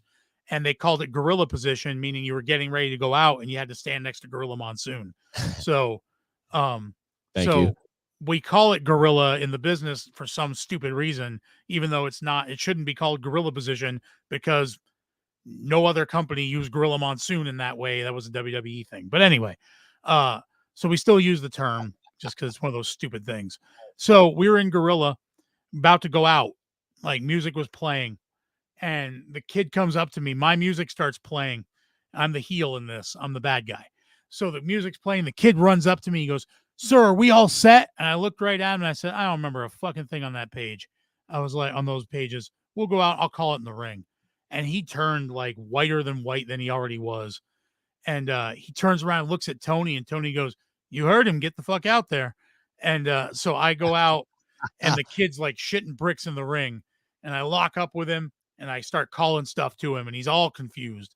And, so you do this thing when you come together and you're like, yo, I'm going to throw you off the ropes and I'm going to you're going to duck under the dive and then I'm going to suplex you. Yeah. Sometimes you just call it real quick. You do it in like shorthand. Sometimes it's just physical movements. Like if you do it long enough. That's what I was sort of talking about with the comedy, where at first I would literally write every fucking word of a bit that I'm going to do. And then by the end, I could distill a 6-minute bit into just like the highlights. That's all. Yeah. Once you get it down, you don't need all that. That's too much. Right. And but so you got to practice. You got to get those repetitions in. Right. Before, and then it's just like second nature. It's like, oh, the training kicked in. Yeah. Well, for me, comedy was easier to get to because I had been doing promos and wrestling for so long and I could go out and talk about anything for a long period of time if I needed to. One time I did a show wrestling and the ring broke and the ring had snapped and I was the heavyweight champ and they were trying to fix the ring so the matches could go on. How did it break? Just a couple of people hit it big and the middle beam snapped and the whole thing so they had to put a new board in, a new center beam, and there's a whole thing. It can be done, but it's hard to do on the fly. I thought it was from the weight of your awesomeness. Yes, that's what it was. It was just all that. So the promoter comes running back to me and he goes, dude, can you go cut a promo? And I said, what? On what? He goes, I don't give a shit. We got to fix the ring. Go up around the backside. There was a stage kind of area where the ring was in front of. He's like, grab the mic, go on stage and cut a promo until I tell you the ring is fixed. So you had to kill time. Yeah, I was killing time for him. And they said, but you're the heavyweight champ. So go out and run your mouth. How did that go? Great. I did 15 minutes of just talking. Talking to the crowd or whatever. The crowd. I was talking shit about the wrestlers that I had to wrestle and my abilities, and I was calling out people in the crowd and getting them riled up to try to fight me. Where And was that at? Do you remember? that was in Amsterdam, New York. Wow. Yeah, Oh, broke down there on the way to go to Woodstock 99. My yeah. mom's van broke down there, and Yeah. it was sketchiest little fucking Oh town. yeah, and Amsterdam used to be where the one of the wrestling Hall of Fames was No in shit. Amsterdam, New York. Yep. Pro Wow. Wrestling Hall of Fame was in, now it's in Texas and it's somewhere else, but the Pro Wrestling Hall of Fame was in Amsterdam, New York. So we were doing a show in honor of that, and they had a bunch of legends there. And you know, on What the kind show. of legends? Care to name Let me any? see, Jimmy Superfly Snuka, who else was there? Greg Valentine, Nikita Koloff, or not Nikita, Nikolai Volkov. I think Don Morocco, the Iron Sheik. They had a bunch of guys there just signing autographs and like legends. Dude. Fuck yeah. Oh, I have a million stories about Kaz, but rest in peace, Sheik, Sheiky baby. But yeah, so I got out there and they said just start cutting a promo. So I did like 15 minutes. So I'm so used to doing that for wrestling because they give you bullet points and they say now go out and make the crowd give a shit. So comedy for me is I just want to evoke emotion out of these fucking nerds. exactly. Just make all these people do something. So for me, comedy is the same mindset. Like my mindset's the same. It's like just go out there and make them feel something. So run my mouth until something works. If it doesn't work, I just move to the next shit. And if that shit didn't work, I try something else until I tap a vein that. Yeah, and you have this very sort of storyteller style, which I've noticed, you know, which makes sense with your background in the wrestling. There's always a story, the soap opera kind of background stuff. Yeah. And you know, I fucking love that. You know, I grew up on George Carlin, who's a big storyteller, who's always got the long-winded rants about everything. And you know, that's what kind of drew me to you when you first invited me out and shit. Yeah, I don't know how to do a punchline. Like, I don't know how to write a short joke with a punchline. Life is the punchline. That's what I'm saying. And when I first started doing comedy, that's what I'm saying. Like the people who were like, yo, you should come out and do comedy. I'm like, I don't really know how to write jokes. And I don't like, I'm funny all the time, but I don't know how I would do that on command. But then when you sort of get used to it, it's like, okay, like just my life is hilarious, I guess. Yeah. That's what it is. I tell stories and I put funny spins on the shit that happens to me or around me. But I'm not a guy who can sit and do like write you a bunch of short jokes with a punchline and then jokes per laughs per minute or whatever that shit is. I've never been a one-liner kind of guy either. I like to build it up, you know, and that's what to me, that's what makes it the most fun is like building up the tension, because without the tension, you don't get the release. And what it's all about is like tension and release, you know, because I was in a jazz band in high school. On some nerdy shit like that. But that's what it is. Without building up that tension, there is no, it's like jerking off for an hour and then you finally get a good one, you know, like, maybe it's a little bit of a pain in the ass and you got to wait for it, but at the end, it's a little more satisfying or same with wrestling. We teach in wrestling when you teach, like I've taught wrestling school, like young people getting in the business. Psychology of a match is it's like sex.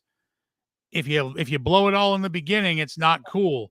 If you build it up, I'm not too far off here. No, it's actually what we it's, you know, if you build it up, and then hit a crescendo and then bring it back down, it's a much more exciting ride than if you hit all your shit in the beginning and pop everybody and now they're worn out.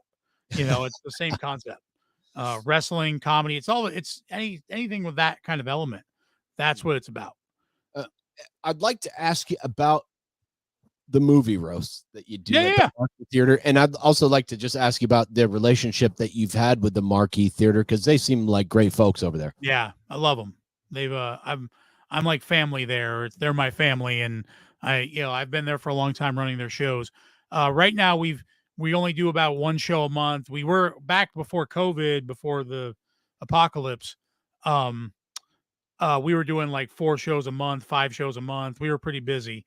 After COVID, their business model shifted a little bit, so we don't do as many shows now. We only do 1 or 2, extra a month, And movie roast has been, before COVID, it was hit or miss. Now movie roast, we have a great solid following of fans who keep coming back and they kick ass. So thank you.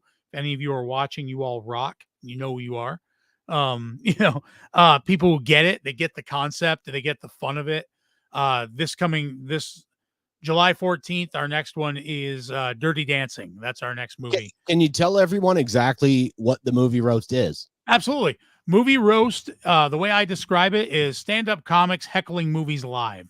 So if you've ever watched Mystery Science Theater 3000, shit like that, we're the same concept, except my childhood. Yeah, Mystery Science is one of my favorite shows. The difference with us is Mystery Science Theater was very well known because they scripted everything. Like they would sit and watch the movie and then write out these really tight jokes, which made it really funny, and it was great. We don't do that. And it was the same guy who wrote all the jokes for the different characters. Yes. And he was funny. Okay. But it's more, condensed. What we do is I bring comics in and we have a rule. We don't watch the movie beforehand. Like even if you know the movie, we don't watch it ahead of time. And we sit down with live microphones and we riff and we watch the movie. And it's almost like a DVD commentary. We sit and watch the movie and we ask the crowd to join in as well. And you put it up on the big screen there. Up on a big screen, movie screen. And we literally riff on the movie and we have our mics wired into the sound system. So it's all balanced out. So we're just throwing in our own dialogue, our own comments. And the crowd joins in. The crowd will like throw out their own jokes and stuff like that. And the joke about it is, I would say, it's the only time it's okay to talk during a movie. Yo, that's really nice because they can yell out, but the comics still have microphones. So they can always be louder. And sometimes if somebody says something really funny, we'll acknowledge it on mic. Oh yeah, and say it and be like, that was great. I bet the crowd has some good jokes sometimes. Oh, so good. We did. What's your favorite movie that you guys have ever roasted? Oh, I have a few that I absolutely loved. Top three. Three I can do. Roadhouse was amazing. Roadhouse was absolutely phenomenal. I actually loved Reefer Madness because we did Reefer Madness. And wow, that's cool. You didn't invite me either. You prick. I know, well, that was way before I knew you actually. Okay. I'll forgive you then. Yeah, exactly. Don't you give me shit. But it's my show. I can give you whatever I want. You look like you're taking a shit right there. But and the third one was actually one we just did. We did Jaws 3D in 3D. Wow. So we actually I got 3D glasses. I got a 3D copy of the movie, the old Jaws 3D movie, and we roasted it live in 3D. Wow. And it was phenomenal. We had a lot of fun. Who are the comics for that one? It was G.W. Foley and Hickory the Drunken Underwhelming. They're the normal. To see him. Yeah, they're my normal two, and then I bring in guests occasionally. But we're the three. Kyle Hickory. Yeah, Hickory the Drunken Underwhelming. Kyle. Yeah. So the three of us are the mainstays, and then we sometimes bring in other comics when we have Ryan Kenyon sometime. I'd like to send a shameless shout out to Ryan Kenyon, who's just a wonderful person. And now lives in Florida, just moved. So he's gone? Yep. He just moved last week. Shout out to one of my boys. Now he's Florida man. Fuck you, Ryan. He's a Florida man now. Ryan's a great guy. I really fucking love that guy. And he's chasing gators and whatever wearing bikinis, whatever he does. I can see him chasing gators in a banana hammock. Yeah, I want to see him in a Speedo running chasing gators. That's the video I need now. Ryan, if you watch this, you know your next assignment. I'm going to tag Ryan when I repost this. Yes, please do. Even though he's a cop, Ryan Kenyon is a cop. Right. And I remember that and he moved to Florida. he's now a Florida cop, which is really different. But yeah, so Movie Roast has been great. We've had a really good run with it. Crowds really dig it. I can't complain. It's been a lot of fun. I want to ask you a little bit too about. I saw the MTV clip. Will you tell everybody who didn't see that how that transpired? Sure. So I was on Shot of Love with Tila Tequila, the second season, I was How'd you get on there? Did they invite you, or how did that I got work? called. So a casting director that worked there knew me through wrestling. And they they were looking for a professional wrestler to be a special guest referee on some challenges they were doing on the show. What were the challenge? Why did they need a special guest referee for? So originally they had a Jello wrestling competition, and they needed a ref, but they wanted a professional wrestler because they had a bit they wanted to do with Tila. So they contacted Rob Van Dam. Oh And shit, RVT. yeah, they contacted RVD, and RVD wanted way too much money, so they didn't want to pay him that much. So I was at the time wrestling for the National Wrestling Alliance, NWA, and some of my wrestling, because I had just been on a big show in NWA. Nashville. Yeah, I Kevin was a champion for and NWA, oh, for New England, and I had wrestled on a show, a big show in Nashville that was filmed and was on markets across the U.S.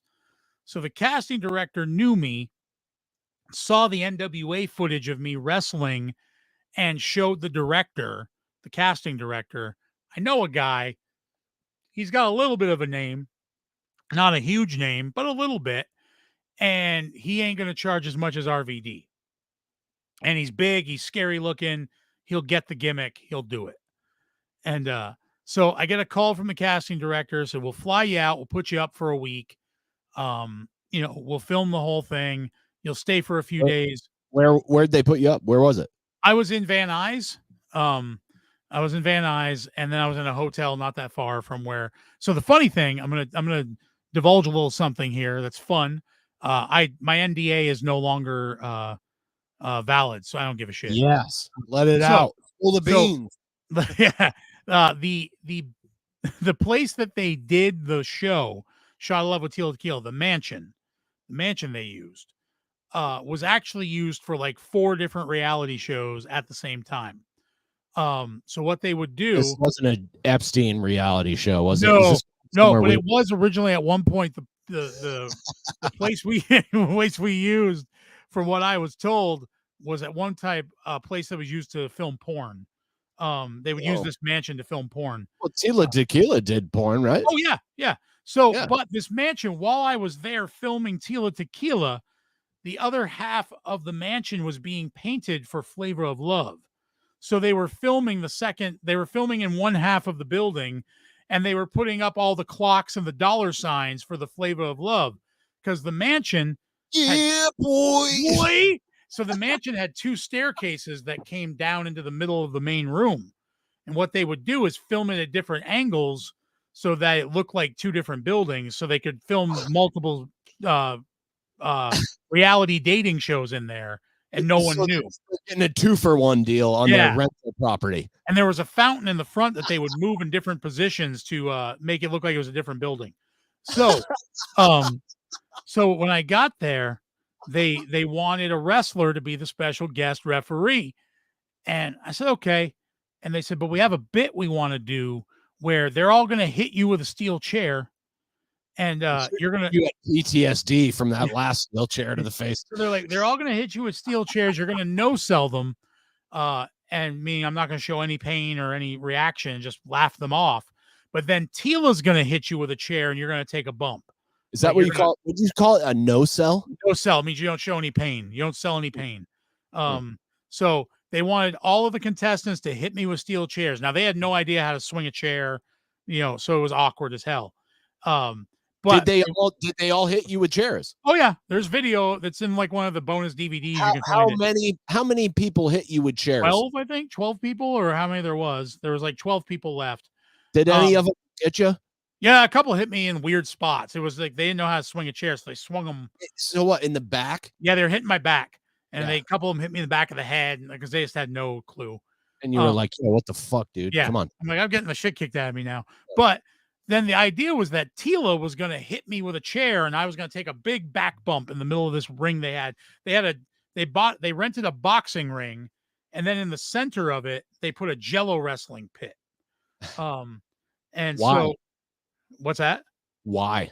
Oh, because it was a Jello wrestling. I don't fucking know. It's fucking Tila Tequila. Gotta have Jello wrestling on Tila's show. Yeah, why wouldn't you? You have a bunch of people like getting whipped cream all over them and whatever. So, um, so they had me doing the gimmick where she was going to hit me with a chair. I was going to take a big bump. Well, they wanted her to hit me over the head with it. So I said, okay, no problem. I go to meet her, and the entire staff called her the human bobblehead because she was just a pain in the ass. Yeah, and whenever she got mad, her head would shake, and it was bigger than her body. So they call her human bobblehead. But so she all of a sudden she's like, well, I don't want to hurt you. I was like, sweetie, I'll do double anal, but I don't want to hurt you. Yeah, I was like, you are 110 pounds. I was like, you swinging a chair at me is not going to affect me. And she's like, I don't want to hurt you. I was like, swing the fucking chair. I don't care. So she tried. We did a rehearsal, and she like tapped. She went like this, and I was like, oh, I'm not bumping on that, like, because that looks like shit. I was like, so I took a wooden you're chair. You're supposed to fall down from this. Yeah, take a full like she was so powerful, and she's just she's doing this. I was like, I'm not falling for that. So you gotta sell it, bitch. And I took a wooden chair and I broke it over my own head to show her. Like I took one of the chair over your own head, and I broke it. And I was like, "Look, I'm fine. Just hit me as hard as you can." She wouldn't do it. So finally, they went and spent like $200 and bought like a break. She was afraid to hit you. Yeah, she was afraid to hit me. And they bought like a $200 breakaway chair, like one of these wooden like prop chairs from a prop house in LA, and brought it down. So we do the bit. Everyone's hitting me with chairs, like the whole cast, and I'm no selling them. And I'm screaming at them and like doing the thing. And I said, Tila, show them how it's done. And like trying to. That was the whole idea. Was like she was supposed to look like a superhero. You're trying to like emasculate these guys. Yeah. When a chick hits you in the back and it like hurts you and makes them all look like pussies. Yeah. Right. Okay. That was what they wanted. They wanted them to all look like chumps.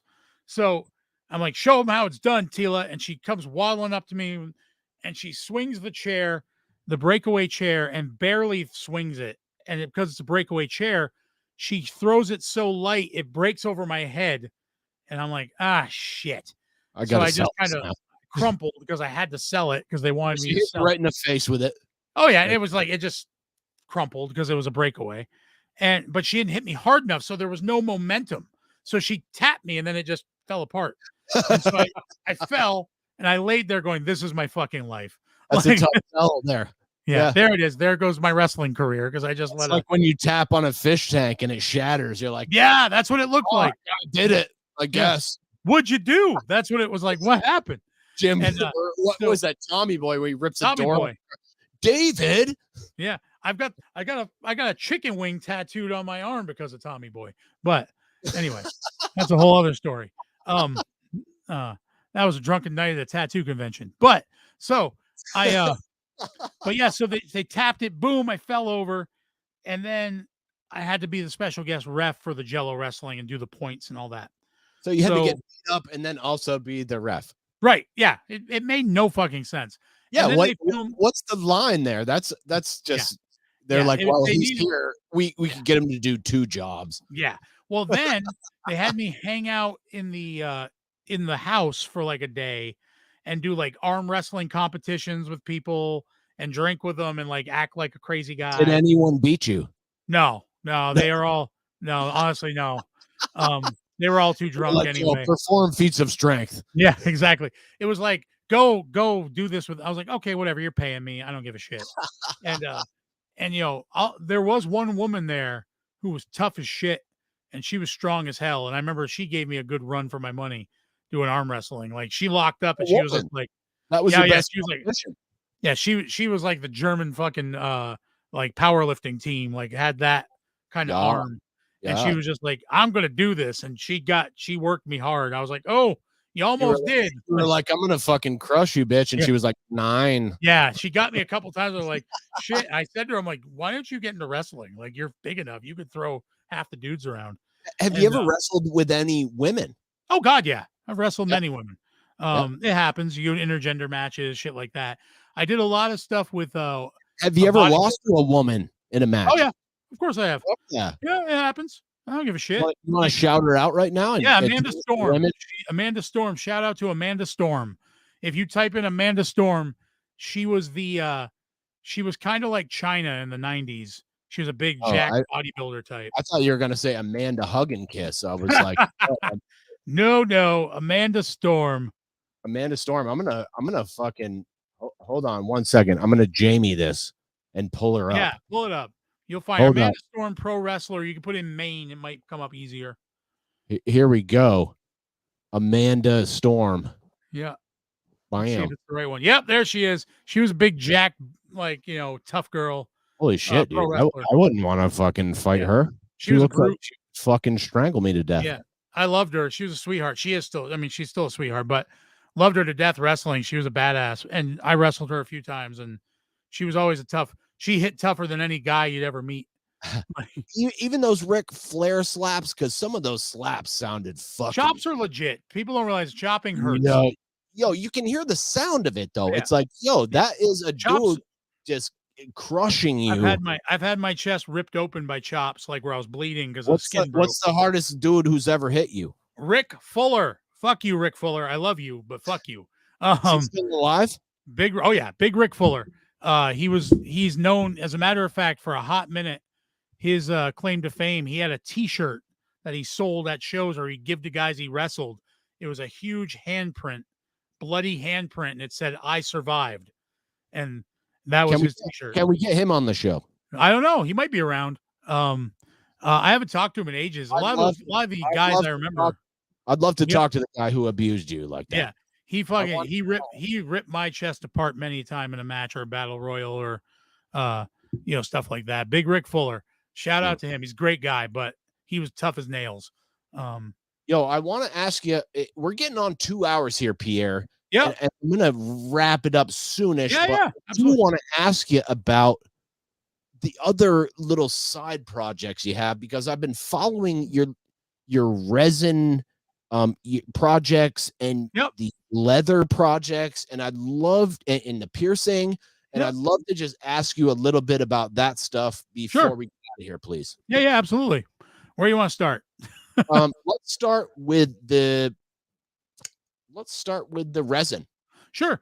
So I'm a maker. What I mean by that, when I say maker, I do a lot of different creations. I build a lot of stuff. I'm an artist who does a lot of different stuff. And so I do a lot of resin art. I do like river tables and like resin pieces and like designs and artwork. I got into it, years ago, and before it became hot and trendy. Now you can find resin shit everywhere. When I first started, it wasn't as easy to get a hold of, so it's a lot of fun. I love doing it. It's a lot of work, it can be, and it's a lot of trial and error, and you fuck up a lot. Like, really, if you want the secret to doing good resin work is knowing that you're going to screw up a lot and learn from the mistakes. That's the best thing you can do. I think that's the secret of every work. But it's pretty much, yeah. But with resin, you pretty much expect to lose a bunch of money up front because you're going to screw everything up. And then you'll eventually figure it out. And how about the piercings? Oh, yeah. So I've been a body piercer now for over 12 years, almost 14. I love body piercing. I got into it because I was wrestling and traveling, and I'd meet a lot of guys, and I end up at a lot of tattoo shops.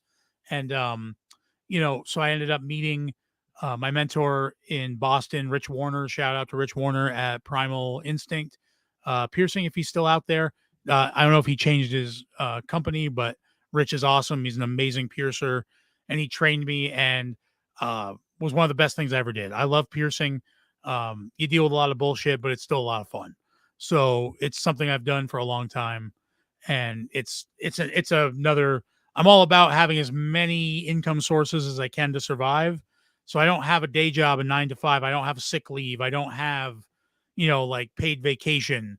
If I take a week off, I don't make money. And if wrestling, I always want to make sure that if one of my jobs falls apart, I can try to find something else to fill that gap. So tell us about the leather then. Yep. That's the last one I got here on my list, my friend. Cool.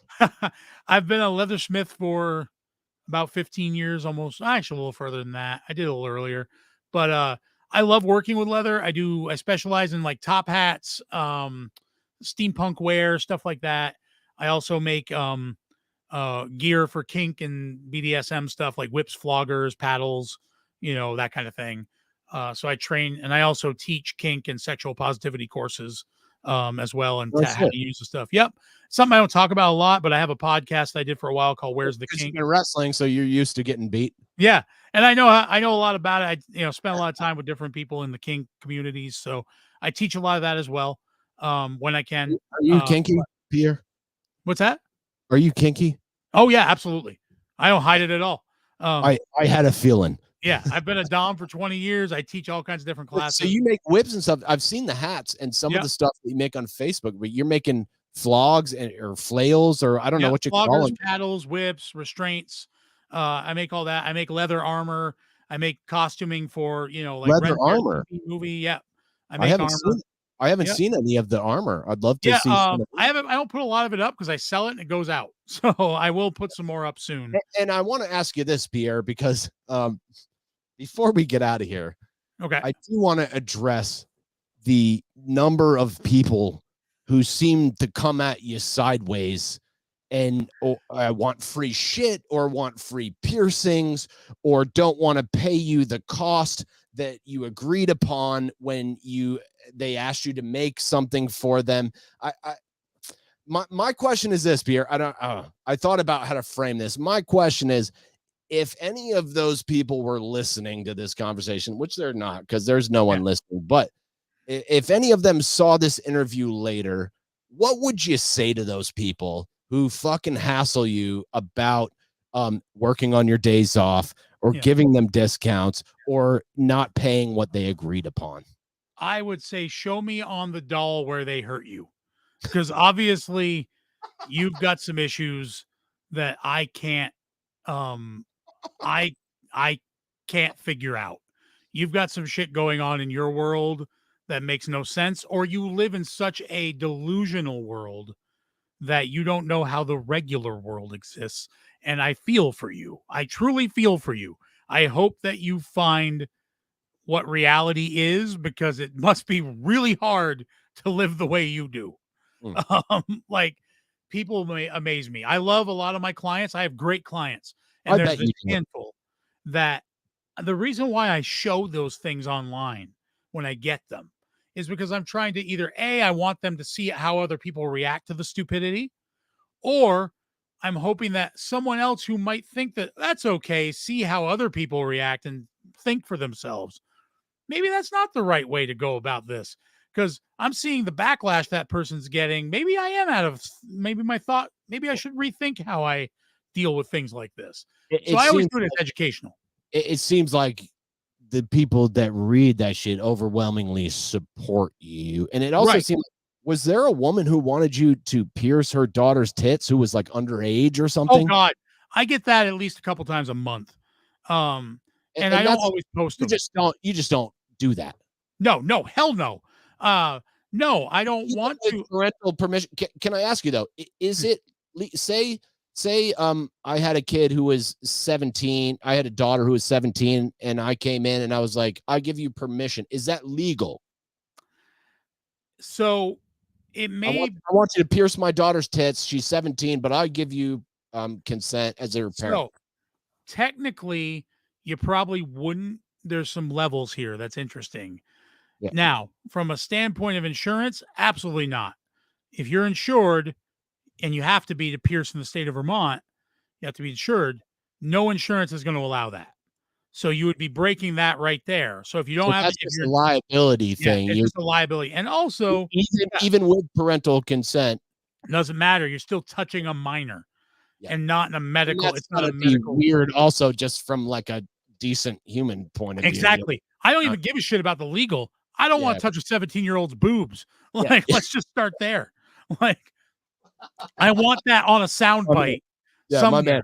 Yeah. We'll turn this into a reel. We'll get that right there, and I'll send it to all of your clients. I have absolutely no interest in touching a minor's boobs. Yeah. So no. The answer is a flat no. Even if somebody legally told me I could, and I'd be completely, cleared of all charges, no. I don't You want could to do make it. your $100. It's just Yeah, like, no, get no, your and it's wait a not year, worth it, wait a and I year don't and want. come back. Yeah. Yeah, it's not worth the time. So no. But I get those occasionally, and it's just people have a really weird delusional world that I just don't understand. Well, yeah. Why do you think people are? It seems like, and especially you, dude. Like, I know a lot of people who do tattoos and do Yeah. piercings that don't deal with this guy, or maybe they just don't post it online. And I'm glad you do, because it's fucking hilarious. A But lot. like, it does seem, it seems like you get a lot of it. Yeah, see what's funny is I don't get as much as you would think. It's just that a lot in the industry that we're in tattoo and piercing, we all deal with this shit. Just a lot of people don't post it because they just blow it off and they're like, "Ah, whatever." I do it for entertainment and also for education. I want people to see this bullshit, and also I hope it helps them be more respectful to their tattoo artists and piercers that they go to, and see that we deal with this shit a lot. And piercers, I've had other piercers and tattoo artists who are friends of mine see my stuff and go, yeah, and they tell me a story like, oh yeah, I had someone pull something similar to me last week, Huh. and they just don't post it because they don't have the time or don't care. Have you ever had any of these people reach out to you and apologize for that kind of shit? Not really. I had one who got mad that I wouldn't come in to change out their piercing on Thanksgiving. And were like demanded that I come in, and How much notice did they give you? it was the day before Thanksgiving, and they wanted me to come in on Thanksgiving and change their jewelry. Like And less than 24 hours. yeah, and I said They no, wanted and they you to got come in on a holiday and yeah, yeah, and they got super uppity and nasty with me on the phone. And then they called me back a few days later after I had posted about it and apologized. Said, "You know what? I was out of line. I was, a little stressed, and I wasn't thinking clearly." And and I accepted that. I said, "No problem. We all do stupid shit." that must be Yeah. nice, huh? Yeah, that was Considering all the one. that you get. Yeah, right. Yeah, that was one. One It's out of al 100. it's always nice to get one. Yeah, at least one. If you get one, it makes it all better. Pierre, the last thing I wanna ask you about before we get out of here is, I got 2. You said you're thinking about getting into the weed game. Yes, yes, I am in the process. I know we're going to be talking. I You're haven't. you're on the fine print, my I friend, and this know. is what I do, and I'm glad that we spoke earlier. Yeah, Yeah, yeah. please, tell us.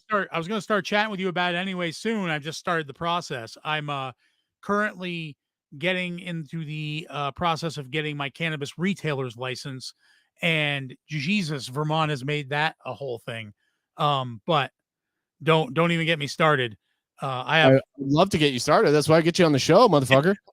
well, we'll have to do that for another episode. Yeah, we'll circle back. Yeah, we'll circle back on another episode where I can rant on that because Yeah, after you get your license approved. yeah, exactly. I'm waiting to rant until I get the approval. Then I have a lot to say. But until then, as of right now, I'm just getting into it, trying to get my license. I have space in my place in Middlebury, and I just want to have a different type of shop for cannabis. I want something a little more down to earth, so to speak. And I mean, no disrespect to the shops that I've seen, but a lot of them look like Apple stores.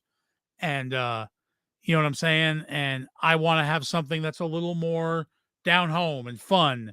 And Why did you decide to pursue this endeavor, Pierre? well, I have, with all of my injuries, I have been a very big advocate of cannabis, weed, smoking, and use for my own pain and my current medical conditions and everything going on. So I've always been a big fan. I've used weed for a very long time, and I decided that it's a market that I know pretty well from my own usage. And I realized that, like I said, once I was looking around at the stores that were opening, I noticed a lot of them just had a very uh not intimidating to the average person, but kind of come off a little too much like I said, like an Apple store for me. Corporate? Corporate, yes. Thank you. I was trying to be polite, but corporate.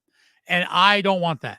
Do I want to do you have think, and I know a lot of wrestlers, based on these documentaries, have had yeah. problems with painkillers Oh and a yeah. lot of these opiates and opioids.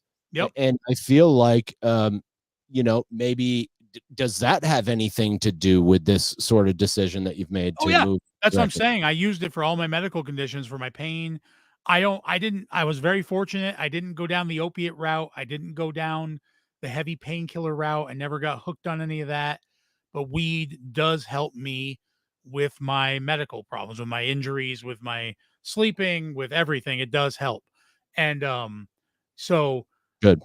for me, I want other people to have that experience, but I also want people to have that down home store where they have cool shit to buy and you get your weed there. It's not just an Apple store with buds in cases and because we don't really need to stare at the buds, let's be honest. And that's cool. The green leaves on the wall. Yeah, I don't want that. What I want is cool art on the walls, a bunch of artisan shit there, fun music, that vibe of like you come in, you get your weed, you shoot the shit for a little bit, you buy your rolls, you buy what you need, and you get yourself on your way. But you had a good experience that was fun and it didn't feel like you were in a hospital.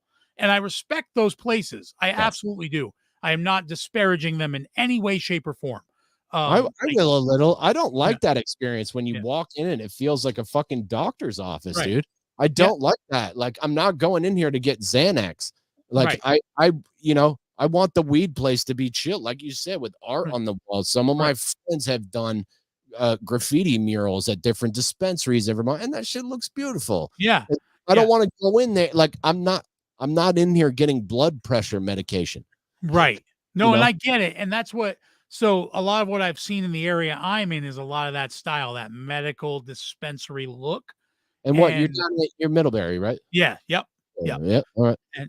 And so that wasn't the vibe I wanted. And like, when I go in, so I decided I got room, I got a space. Why don't I convert some of this into something that I can use and also help people that have that kind of don't want to. You already have the space. I have my space. I've got my money for the license, or at least I have my investors. I'm in the process. I've started doing the background checks. It seems like finding the space is really one of the big hurdles. Yeah. If you don't have your own out, if you're growing indoor, I don't know. Yeah. Well, you're doing retail. Okay. I'm doing retail. Totally so different. You need a storefront. So you got to find somebody who's at least cool with you running a store. My like landlord is awesome and is all about it. You got a chill landlord. Yeah, he's great. And but I have to do a little bit of construction work, based on some stuff parameters that they want, because I do have a piercing studio that has minors that can come in. Oh, so this is right.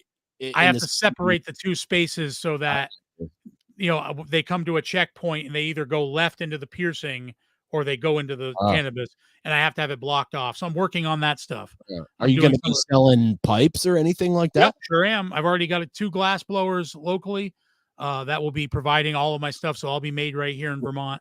Would you care to name them? I will when I have the contract officially signed. Cool. Yeah. And when we circle back, maybe we could give them some shout outs. Absolutely. Yeah, I'll give shout outs once I have the contract signed, because are you gonna be selling any of your whips and your flogs? And I will have a full section of my art, of all my stuff.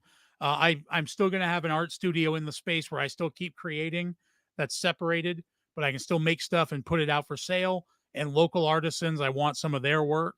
So I'm trying to build a community space that also happens to sell weed, not a weed dispensary that, it happens to have a few things in it. Could we set up to do a podcast down there? Yeah, absolutely. Yeah. I have all the setup. I'm like, that's what I'm building. So I'm doing a lot of construction right now. I'm a little slow with everything going on. I got my own medical stuff I got to deal with. So things are a little bit, would you care to touch on that at all, Pierre? Because I got this little ad running down there at the bottom for you with your Cash App and your Venmo. Thank you. Man? Yeah, I am currently battling cancer. In November, I had a partial kidney removal for cancer. They had found cancer in my kidney, had that removed. And then upon some scans, they found another growth in my stomach. And so it's very small. So I've started treatment for that. So I'm in the process of my treatment for cancer. Again, what are you doing chemo right now? Yeah, I'm doing pilled chemo. You're doing a fucking interview with me while you're doing chemo? Yeah, absolutely. I don't stop. Here's the thing. I mean, I'm trying not to stop, but the reality is that there's going to be some brick walls at some point. But right now, um, I don't, Jesse Ventura and Predator said it best. I ain't got time to bleed. Like, um, that's pretty much how I live. I got too much to do, and I don't have enough time to sit around and wait for shit to happen. I got to make shit happen. How are you feeling, Pierre? I'm up right now. I'm okay. It's just started, so I'm not feeling horrible yet, and I might not. It looks like you lost your hair. Yes, I know. It's terrible. I joked. See, that's the thing. You can't make cancer jokes anymore without someone feeling bad. So What? I made the joke the other day. I was doing a gig out in Pittsburgh for the last week at a Ren fair doing some work, and I didn't shave. So my hair, I had a little bit of stubble on my head. Oh, so you actually do have some hair. I've never seen anything but a cue ball. No, there's like a fuzz, right? So somebody said to me, "Oh, you got hair on your head." And they said, "Wow, you're growing your hair out." I said, "Yeah, I'm growing it out so that I can have the experience of losing my hair from cancer." And they looked at me, and I was like, "Because I feel cheated. Everyone else loses their hair from cancer, and I've skipped a step." They were like, "No, someone's dying from cancer right now." Like, yeah. And the woman literally said to me, she's like, "That is not funny because there are people suffering from cancer." And I said, "Yeah, I know. I'm one of them." And she was like, "Huh?" And just didn't even. Oh shit. I'm sorry. Like, I make the joke, I go to the gas station. They're like, "Would you like to round up to help fight cancer?" And I'm like, "Can you just give me the money? Because I'm fighting cancer." Right. Like, I have it. Just round up for me. Yeah. I made that joke to one cashier. I'm like, "Can you round it up and just hand it to me?" Empty the register. Exactly. So yeah, but so I'm currently doing my best to stay working all my jobs, and I've had this week when I was on my way back from my trip, the work I was doing, I was hit and spun out on 90 East and back into my car. I saw that right before this. I saw the picture. It looks like just a lemony snicket, like a series of unfortunate events. If there is such a thing as luck, I've pretty much killed every black cat that's crossed my path. Apparently I've kicked them all, and I've just created a bad luck circle. It happens, but I make a joke about it. So right now I'm in the middle of dealing with that. And, so there's been a lot going on. So, that's why I love you, Pierre. Everything that's going on, you still find a way to send your love out to the world and keep a light heart about it. Yeah. And that's an admirable quality in a human being. Yeah, you know why? And I say this to everyone. I think this is something we can if all of us took more time in just enjoying the world and everyone around us, we would have way less stress in your own life. If we spent more time giving out and enjoying what was around you, you spend way less time being hurt. You spend way less time being upset, and you can fight pretty much anything and get through anything. We all have struggles. And if you can help somebody else with their struggles, it's only going to help you with your own. So for me, it's like, just try to help the world as much as you can. I can sit around and be sad all day if I want to, but I ain't going to fix shit. I can sit in my rubble and cry all day, but I ain't going to build something new if I don't pick up the rubble and start making new shit. So it's the same thing. You got to just pick up even if it takes you one step at a time, don't matter. You're battling your struggles and getting through them one day at a time. As long as you pick up a pebble every day, it doesn't matter. Doesn't matter if it takes 20 years or 5 years. As long as you pick up a pebble, you're going in the right direction. So that's all for me, that's all I think people should do is just, if I could sit around and be sad, why be sad when I can just keep working? I'll pick up a pebble. I got a little bit of a joint left there. Nice. Good work. Yo, Pierre Vachon, I'm out of shit right now. I want to say thank you so much for your time. Absolutely. Thank you so much for your support. We don't need to get into those details, but you know what I'm talking about. Absolutely. And I always leave the last word for my guests. So if there's anything we missed or any shameless plugs or shout outs that you'd like to throw in, I'm going to throw one out there for Vinny right now. Hey, Vinny, if you're listening, thanks, man. If there's anything we missed, thank you again so much for being here. It's a pleasure to speak to you. I appreciate all your support, but the last word is for you right now, my friend. You can check me out on Facebook, find Pierre the Beast. on Instagram, Pierre the Beast. You can find me on all the socials. Check out bigguysdj.com or my DJ company. We got a lot going on. You know what? The biggest thing I want to leave as a final word for everybody is stop being assholes and start being the solution to the problem for yourself and those around you. And I guarantee you'll see your life will be a lot easier. That's a great note to leave it on. Pierre Vachon, I am your host, Caleb Teske, reminding you that the devil's in the details, and the details are in the fine print. Thank you for